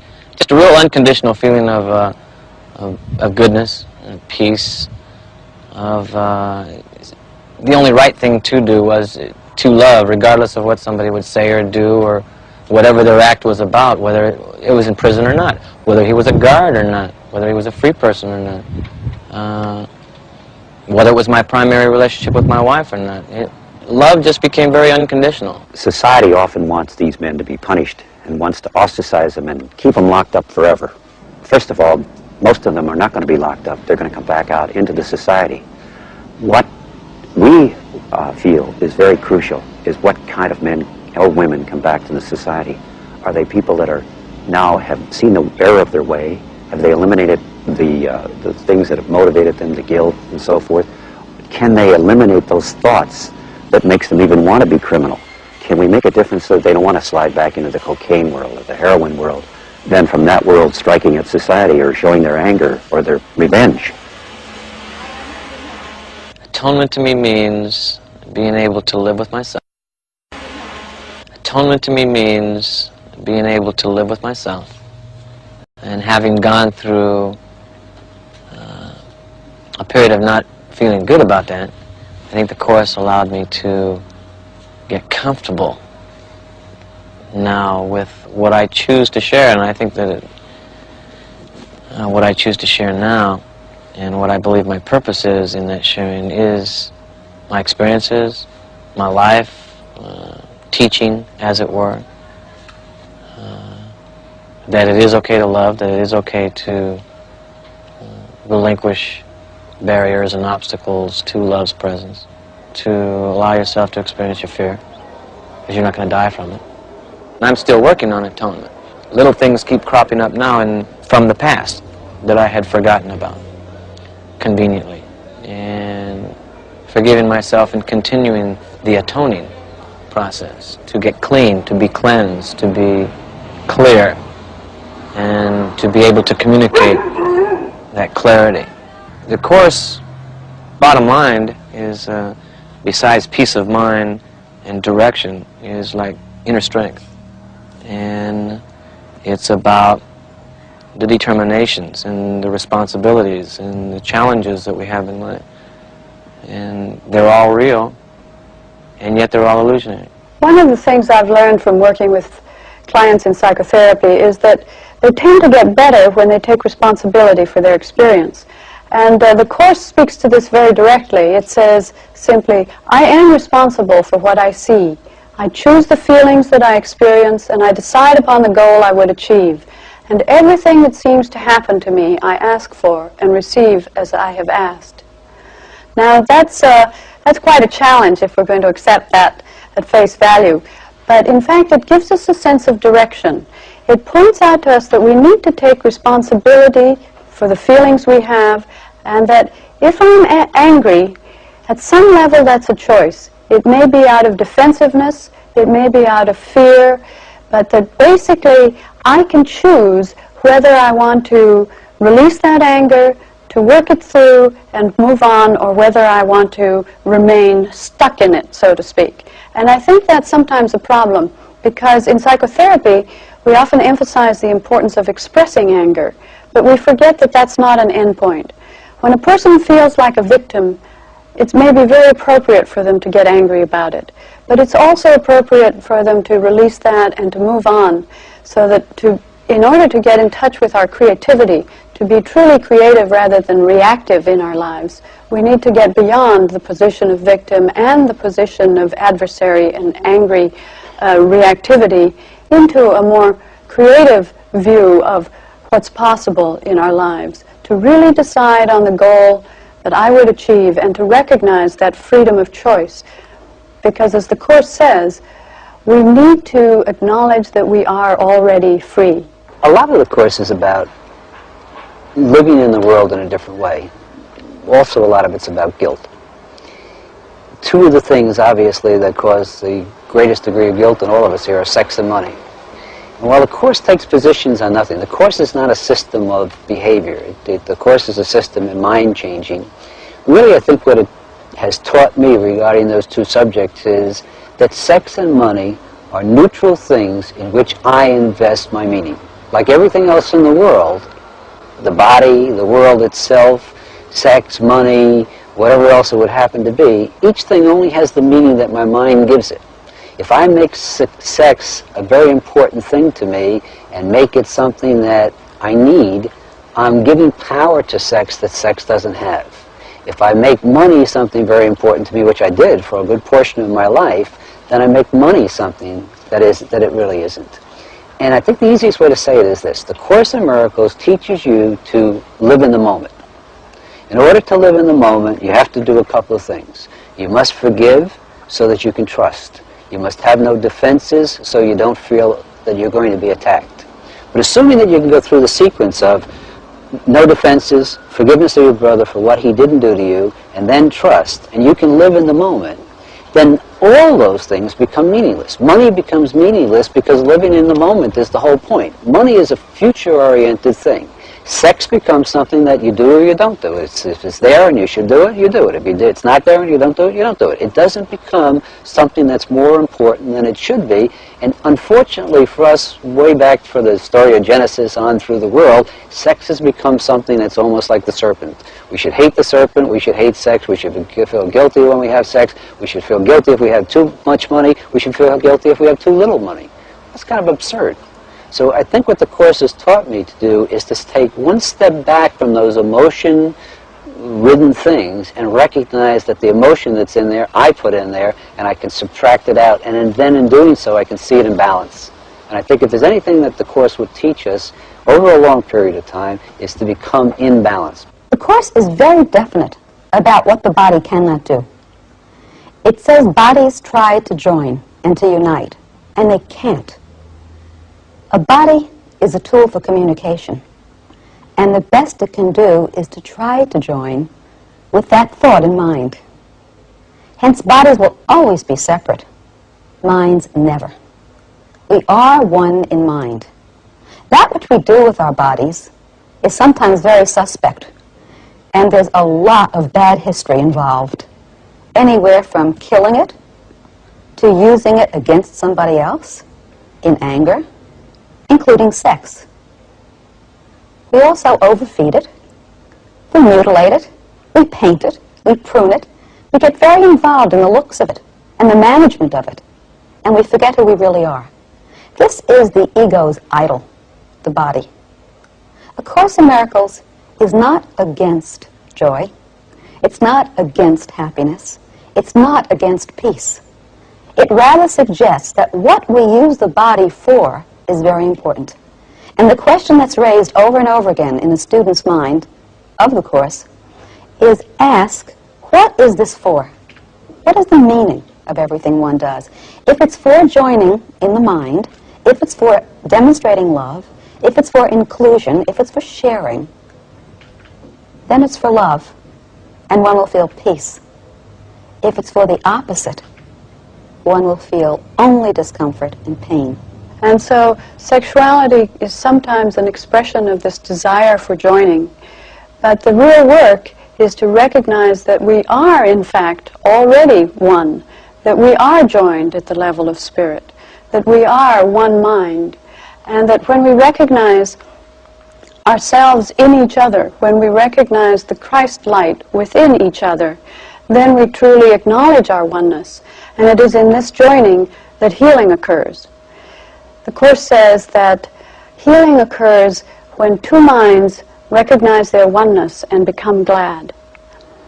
It also says that all healing is released from fear, and that all healing is released from the past. That, in fact, we need to recognize what we already know. Today, when so many people are concerned with the search for enlightenment, and the Course reminds us that enlightenment is but a recognition, not a change at all. Part of my work as a clinician in this county was consulting with oncologists with children who had very serious illness and were dying.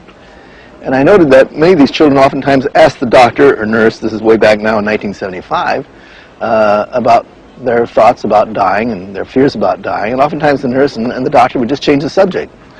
It occurred to me there needed to be a place where kids could really talk and have an honest reaction, because oftentimes those same kids would find the person who was the most honest was the woman who was scrubbing the floor, and she'd give an honest response. And I gave a lecture back in New York on the prevention of cancer, and talking about some of the things I was doing on a one-to-one basis, really utilizing Course principles. And what occurred to me was I was to start, it was sort of like in my meditation on the plane coming back, I was to start a center that would make use of the Course principles that would allow me to look at death differently. And really the children would teach me these spiritual principles. And I was just to be the catalyst for setting it up. And I set it up really based on the Course principles, not saying to children, look, I have a better way of dealing with this than someone else, but I'd like your help. Can we be colleagues with each other about a different way of looking at the world? And maybe it would be possible if you got together with other children and could talk with them about their problems, you could end up helping each other far better than doctors and nurses and teachers. And so we started in that way. The name Center of Attitudinal Healing actually makes use of the name Center of Attitudinal Healing actually makes use of many of the principles of the Course in Miracles. Because what is attitudinal healing except letting go of the negative thoughts of fear and anger and attack thoughts and having them be replaced with love that's always been there. So this is what really attitudinal healing is all about. And that's how the center started in 1975. I thought maybe it would last about a year, and it continued to grow. We began seeing not only children, we began seeing brothers and sisters of children with cancer, and the parents and uncles and aunts and grandparents. And then we began seeing adults with the catastrophic illness. Get away from any kind of guilt you'd have, so you're really free to make new decisions. Wouldn't that help a lot? There are now over 40 centers around the country, in this country and in other countries, centers of attitudinal healing. One little thing out.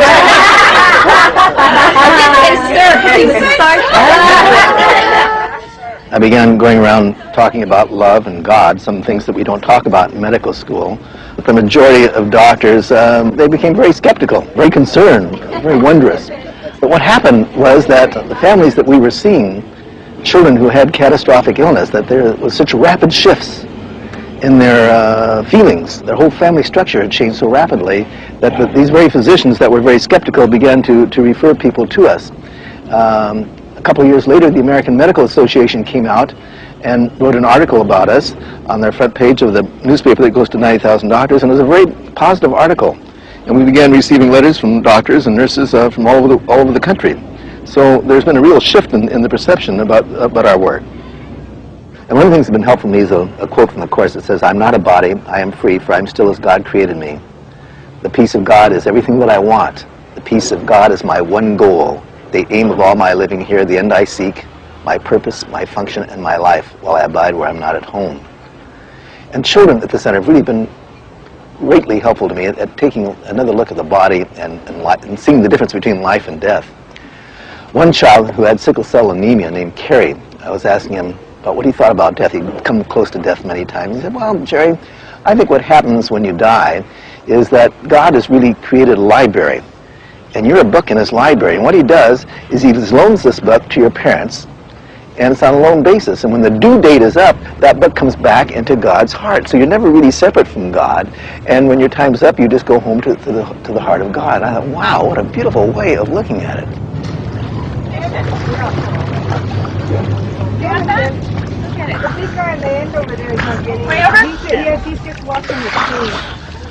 Sometimes we find ourselves in situations at the Marine Mammal Center where we suddenly see relationships that we have with each other, with these animals, with the whole planet Earth, that we're all joined. That there really are no separations. And I look at it that the opportunity to work with these animals, the opportunity to work in the healing process, is a healing process for ourselves and an energizing factor in how this place attracts people to come and work here and be a part of it. Come on, Bailey. Right here. And all healing is a release from the past. From past perceptions, illusions of the past. I see in my own life a tremendous growth, especially over the last few years as I've been studying the Course in Miracles, that I've come to a point that I am at least able to see the baggage I'm dragging behind me and realizing that it's my choice to release that, and that in releasing those illusions, and they are illusions because the past is over, it can touch us not, and the future is not. Nothing exists but the present now, this holy instant now. And once one gets that, there's just a tremendous power because you are defenseless. There is no need to feel vulnerable to the world that you're joined with. And it's a wonderful healing process, and I think when we mirror that to each other, it's non-stoppable. We're all in this together, whether we're doing our work here at the Marine Mammal Center or wherever we're working and wherever we're joining with people, and it's just marvelous. You know, in relationship to the work we do with the animals, and as they come into us here, we give them names and we see various personalities as we perceive them in each other or whatever. But the bottom line is, you know, releasing them back out to sea, when we put them out into the wild, I think that's where I see the ultimate joining. It's unconditional love. And if we could only learn how to perfect this with each other, getting beyond the personalities, beyond all the things that can interrupt on a day-to-day basis, and realize that that joining is there. And I see it when those animals go back out into the wild. You know, I need not know where they're going or where their next fish is going to come from or whatever. I only need to know that I am connected with them in a very unique way. And in the way that I am connected with them, I am connected with my brother and with every living thing on this planet. And the more I can raise my consciousness to identify with that without having to define it, what it is, the more I think I come close to an understanding of what the life force is that moves us and what truly can affect changes among people. To just realize that joining. And when we try to define it, I think that's when we start to push away and separate. The Course says that every opportunity properly perceived is an opportunity to heal. Every situation properly perceived is an opportunity to heal. So that it means that we can take our psychological and spiritual work out of the consulting room into the world. And that, in fact, as we begin to change our perception of the world, our experience changes too. Because the Course is not about learning a new intellectual thought system. It's about experience. And it says that a universal theology is impossible, but a universal experience is not only possible, but necessary. I come from a Jewish family in Transylvania, which is the Hungarian-speaking part of northwestern Romania. I grew up in a town which was 100% Hungarian, and where the Jews were an important minority. I come from a family that was quite wealthy, quite highly regarded, and yet were all very religious Jews. On the way to school and on the way back from school, almost daily, I got beaten up as a child because I was a Jew. I looked just like they did, I talked like they did, and they both beat me because I was a Jew. I remember when I first saw an SS officer. I was not 13 or just turned 13, and I could not understand why anyone would have a uniform which was decorated with a skull and crossbones, as the SS did. They worshipped death. What was even more difficult for me is that they spoke German, And my grandmother, who was dearest of all to me, was of German-speaking heritage in Transylvania. She could barely speak Hungarian. And to me, the German language and the German culture represented her. And she was the kindest, the loveliest, the lovingest woman in the world. And she was the one that, among others, was murdered in Auschwitz. At that time, we tried to get ourselves papers, which in case of an escape of some sort would serve to save our lives, namely that we were not Jews. And a Catholic priest who took his life in his hands for doing this agreed to christen us and give us papers as if we had been cradle-born Christians.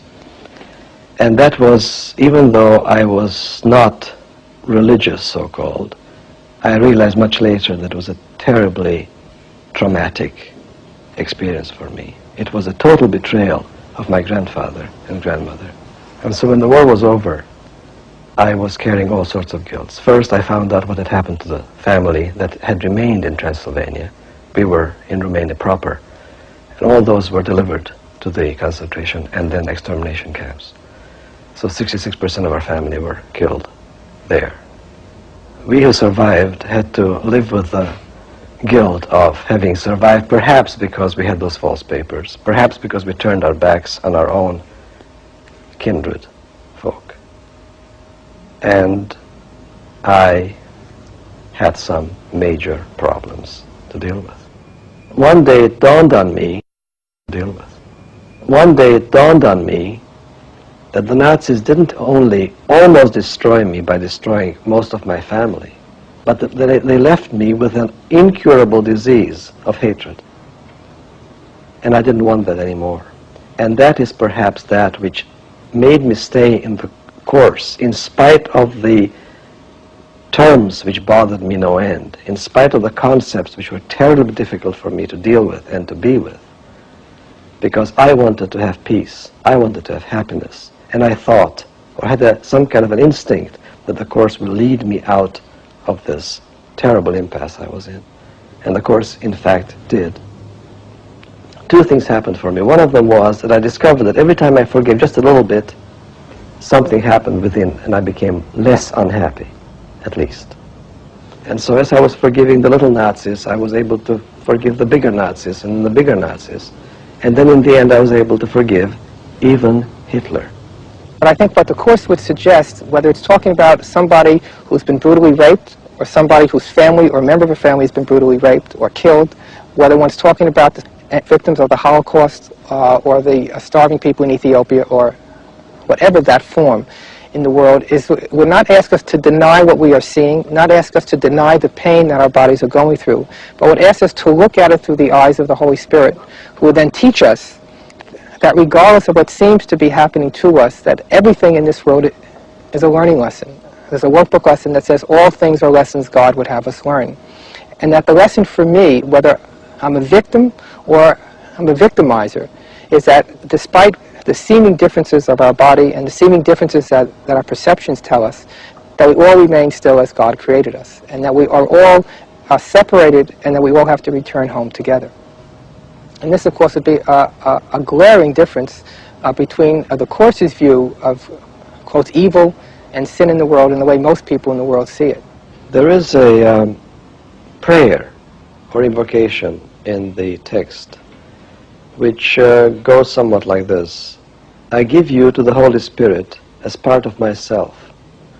I know that you will be released unless I want to use you to imprison myself. In the name of my freedom, I choose your release, because I recognize that we can be released together. And I add my own only in there, that we can be released only together. And whenever I am in a place where I am fixed on something that someone did to me, or judge someone, or have trouble to let go of anything, I make use of that invocation and see them in fact being released along with me. I have a visual image, inward visual image of that. And it has worked miracles for me. When I started to read A Course in Miracles and recognized that to forgive is to overlook, that selective remembering helped in the process of forgiveness. To choose only the thoughts of love and forget those of aggression, fear, denial, anger.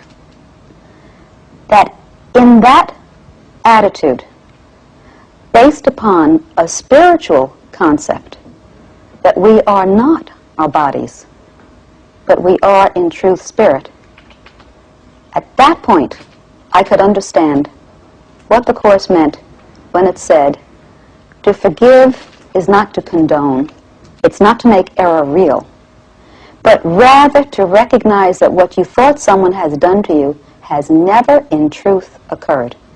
Has never in truth occurred. It was so startling because of course it occurs. We see it every day. We experience it every moment.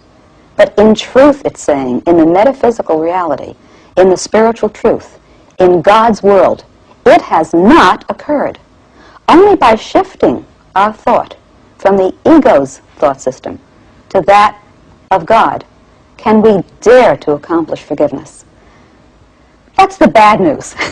The good news is we have a friend, the voice within us, the eternal forgiver, the higher guide, the higher self, anything we choose to call it. And it's that great transformer within, that helps in the process of forgiving. So it became then very, very specific, the guidelines I was given for forgiveness. Number one, recognize I had a problem, that I wasn't feeling peaceful, and that I was holding a negative feeling about someone. Recognize it. Bring it to the surface. Confront it. All within myself, of course. And the second, recognize that I wanted peace, that I really wanted to see it differently, that I wanted to change my mind. I didn't want to hold this grudge, this grievance any longer. Number three, know that I couldn't accomplish this by myself, meaning my small self, my ego self. Number four, turn it over to the higher self. Say, take this mess, I can't handle it. I really surrender it to you. I ask you to take it from me and to show me what true vision is. Now, when that happens, one can be sure that the situation is transformed, that one does see with different eyes. I call it realize. I begin to realize what that other human being is to me, more than a brother or a sister, more than a friend. That person is myself. In that sense, I am not my brother's keeper. I am that other. No one can do anything to one's self when one is looking at the world through one's higher self. And that becomes a system of such safety and protection that it has great dividends. I had worked in the White House with a very peculiar assignment. I was a writer under the administration of President Ford, and I was editorial liaison officer between Ford, Kissinger, and the National Security Council. My job was to advocate the defense budget and the military weapons that were seen as required. In other words, to spread fear. My assignment also was to write the president's religious speeches, love one another. I saw something of a dichotomy. And I also saw what was actually going on within government and in international affairs. I became so troubled by this that by the time I left the White House with the election of President Carter, I turned to prayer and meditation. And then the Course of Miracles appeared, delivered to me by Judith Scutch. At the time I received the Course, At the time I received the Course in 1978, I had been given a job by the Joint Economic Committee of Congress to look out into the 80s and try to describe the nature of the evolution or revolution in American values that would take place. And so I had a lot of advisors, a committee drawn from many different fields outside of the library, And we explored this, and it was for the first time that I suppose I had ever looked seriously at the notion of a kind of collective American consciousness, because my life had really been dedicated to foreign and foreign defense policy issues. I was much more interested in China and the Far East and Europe and so forth. So I just took our country for granted. It was in the context of that work that I really became depressed. In effect, not only was I having a personal crisis in my life with my frustrated search for meaning, for personal meaning, but in my professional life, as I was working with these people surveying where America was going, I began to encounter signals, evidence of a profound alienation among ourselves, American to American, alienation between Americans and some of their oldest institutions, and a kind of crisis of confidence and of identity that was emerging, not only in this country but in Europe. The Course can't bring peace to the world. People can bring peace. First, inner peace. First, peace within self. First, to apply the principles inwardly before anything can happen externally.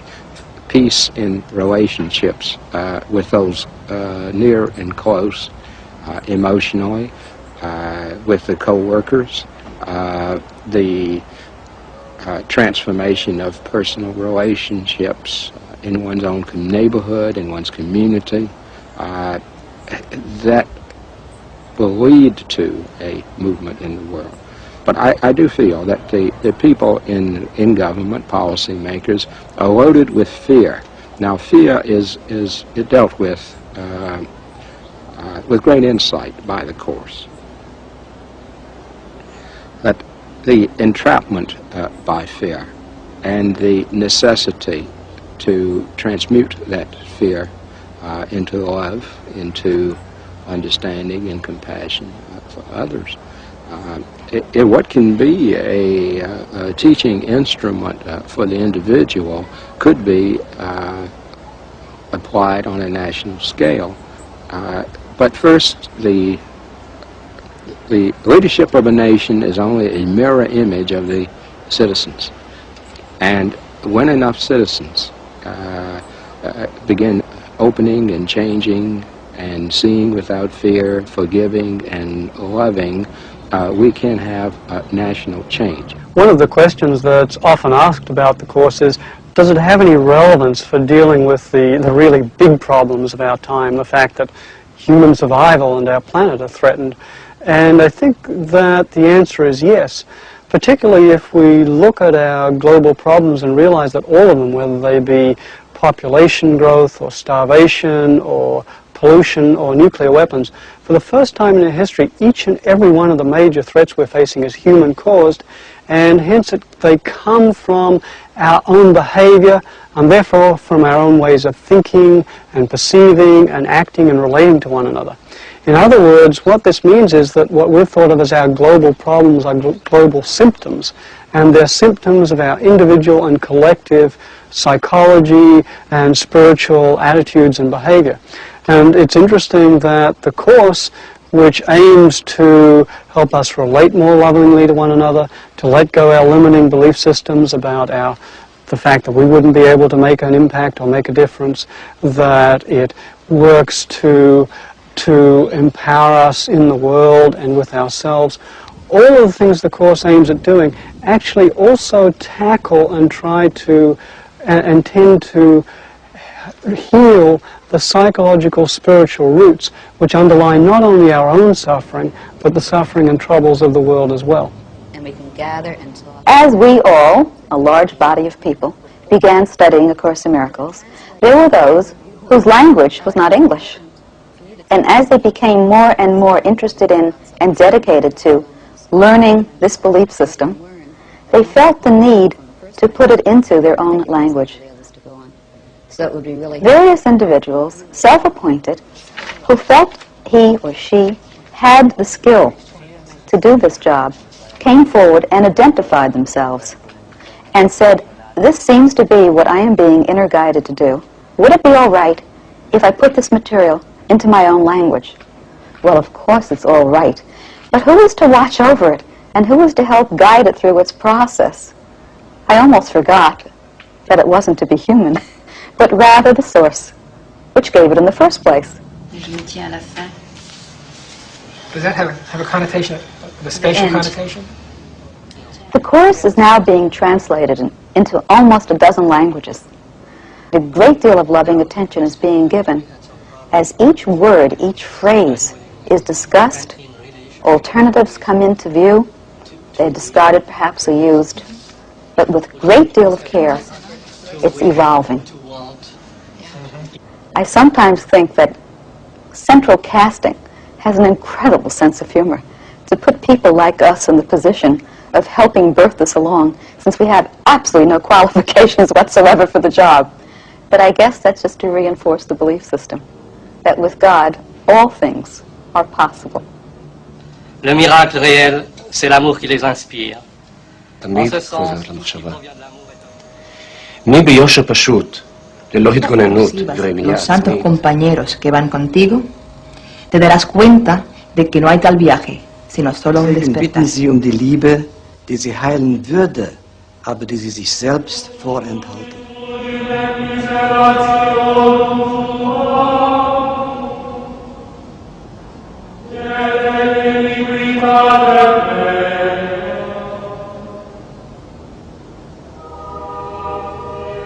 In London, at Westminster Abbey, May 1985, 10 years after A Course in Miracles was first published in the United States.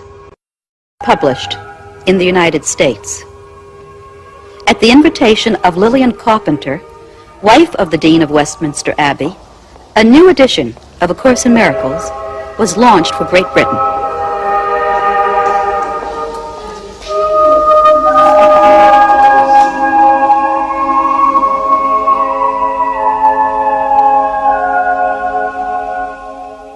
Lillian, it absolutely astounded me last year in May when we came over to London to participate in the launch of the British edition of A Course in Miracles, and we sat here in this magnificent Jerusalem chamber. You told us something that startled me so much that I had chills up and down my spine. I didn't realize that the King James Version of the Bible was translated in this room, and it seemed extraordinarily appropriate. And there are other translations done here too, weren't there? Yes, the King Jameses and the Presbyterian Book of Common Prayer began here, and also the modern translation, which is also incredible that it should all come here. And when we have the Scottish people in here, we make them roar with laughter when we say, well, yours all started here. What do you think the significance is of having the launch of A Course in Miracles here in this room? I had no idea it was going to happen. No, I know. And It's a miracle that it happened. Yeah, but what is the significance to you of it happening in this particular place? Jerusalem, city of Well, peace. I think first of all, we were lucky that we were here and Edward was Dean. That's right. That was the first consolation. We were lucky. And then the second thing is that I'd had several groups here reading the Course of Miracles, and when I heard that the paperback was coming out, what more wonderful place than here in Jerusalem Chamber, where these early translations, and it seemed to me as though it was a continuing of the message, but bringing it fresh and new, the same wonderful message, but in the Course of Miracles set out in the way it is. And this emphasis on love, which I feel is so important. And we speak so much about love in words, but it's how we use the word. It's something that we feel, and in the Course of Miracles, this brings it home to us so very much. And Bill, you know so much about this. Well, the Course expresses it very simply when it says, teach only love, for that is what you are. Yes, yes. And we begin to recognize that as we begin to teach what we want, then it becomes much more a part of us. Yes, yes. But yet it's got to be expressed through this body, hasn't it? This is sometimes the drawback, isn't it? It seems to we be. make barriers around ourselves. But we can also go beyond them. And in that phrase, teach only love, for that is what you are. First time I heard that, I had to stop and think, what does that mean, that's what you are? And then, of course, when you get beyond the feeling that the body is all you are and it's all you have, and recognize there is more, and that's within, then that's what you can extend. I think it's something that you have to struggle with all the time, with yourself, this transformation. And to me, anyway, it is an individual, personal thing, I think, for every one of us.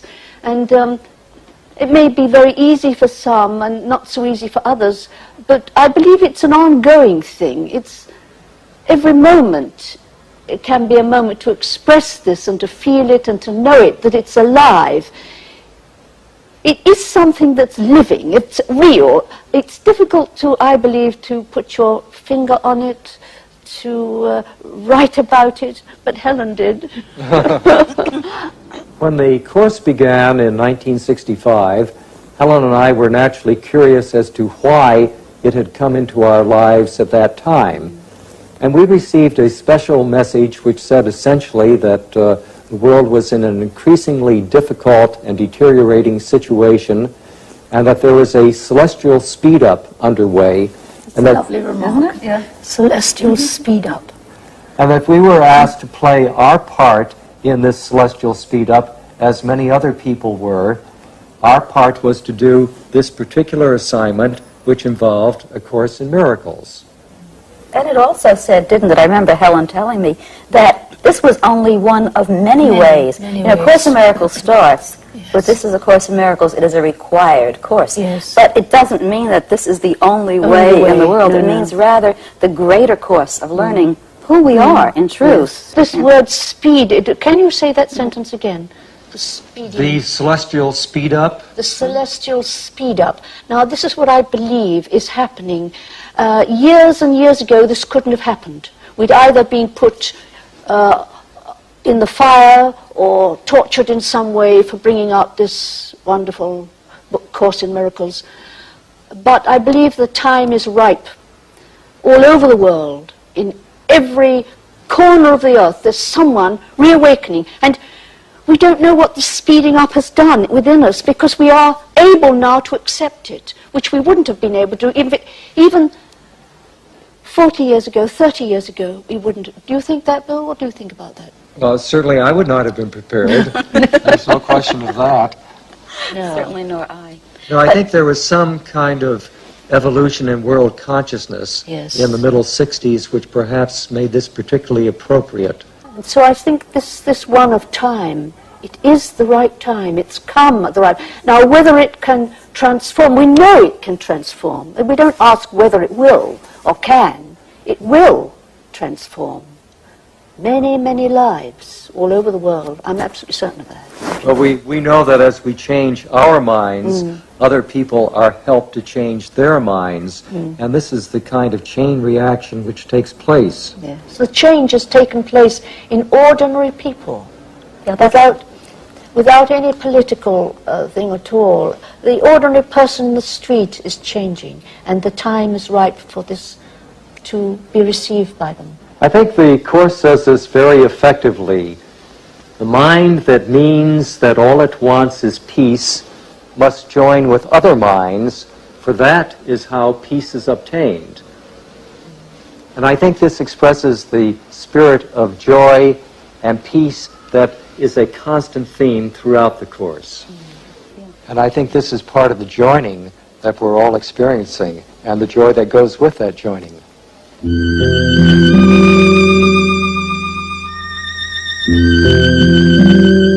I want the peace of God. To say these words is nothing, but to mean these words is everything.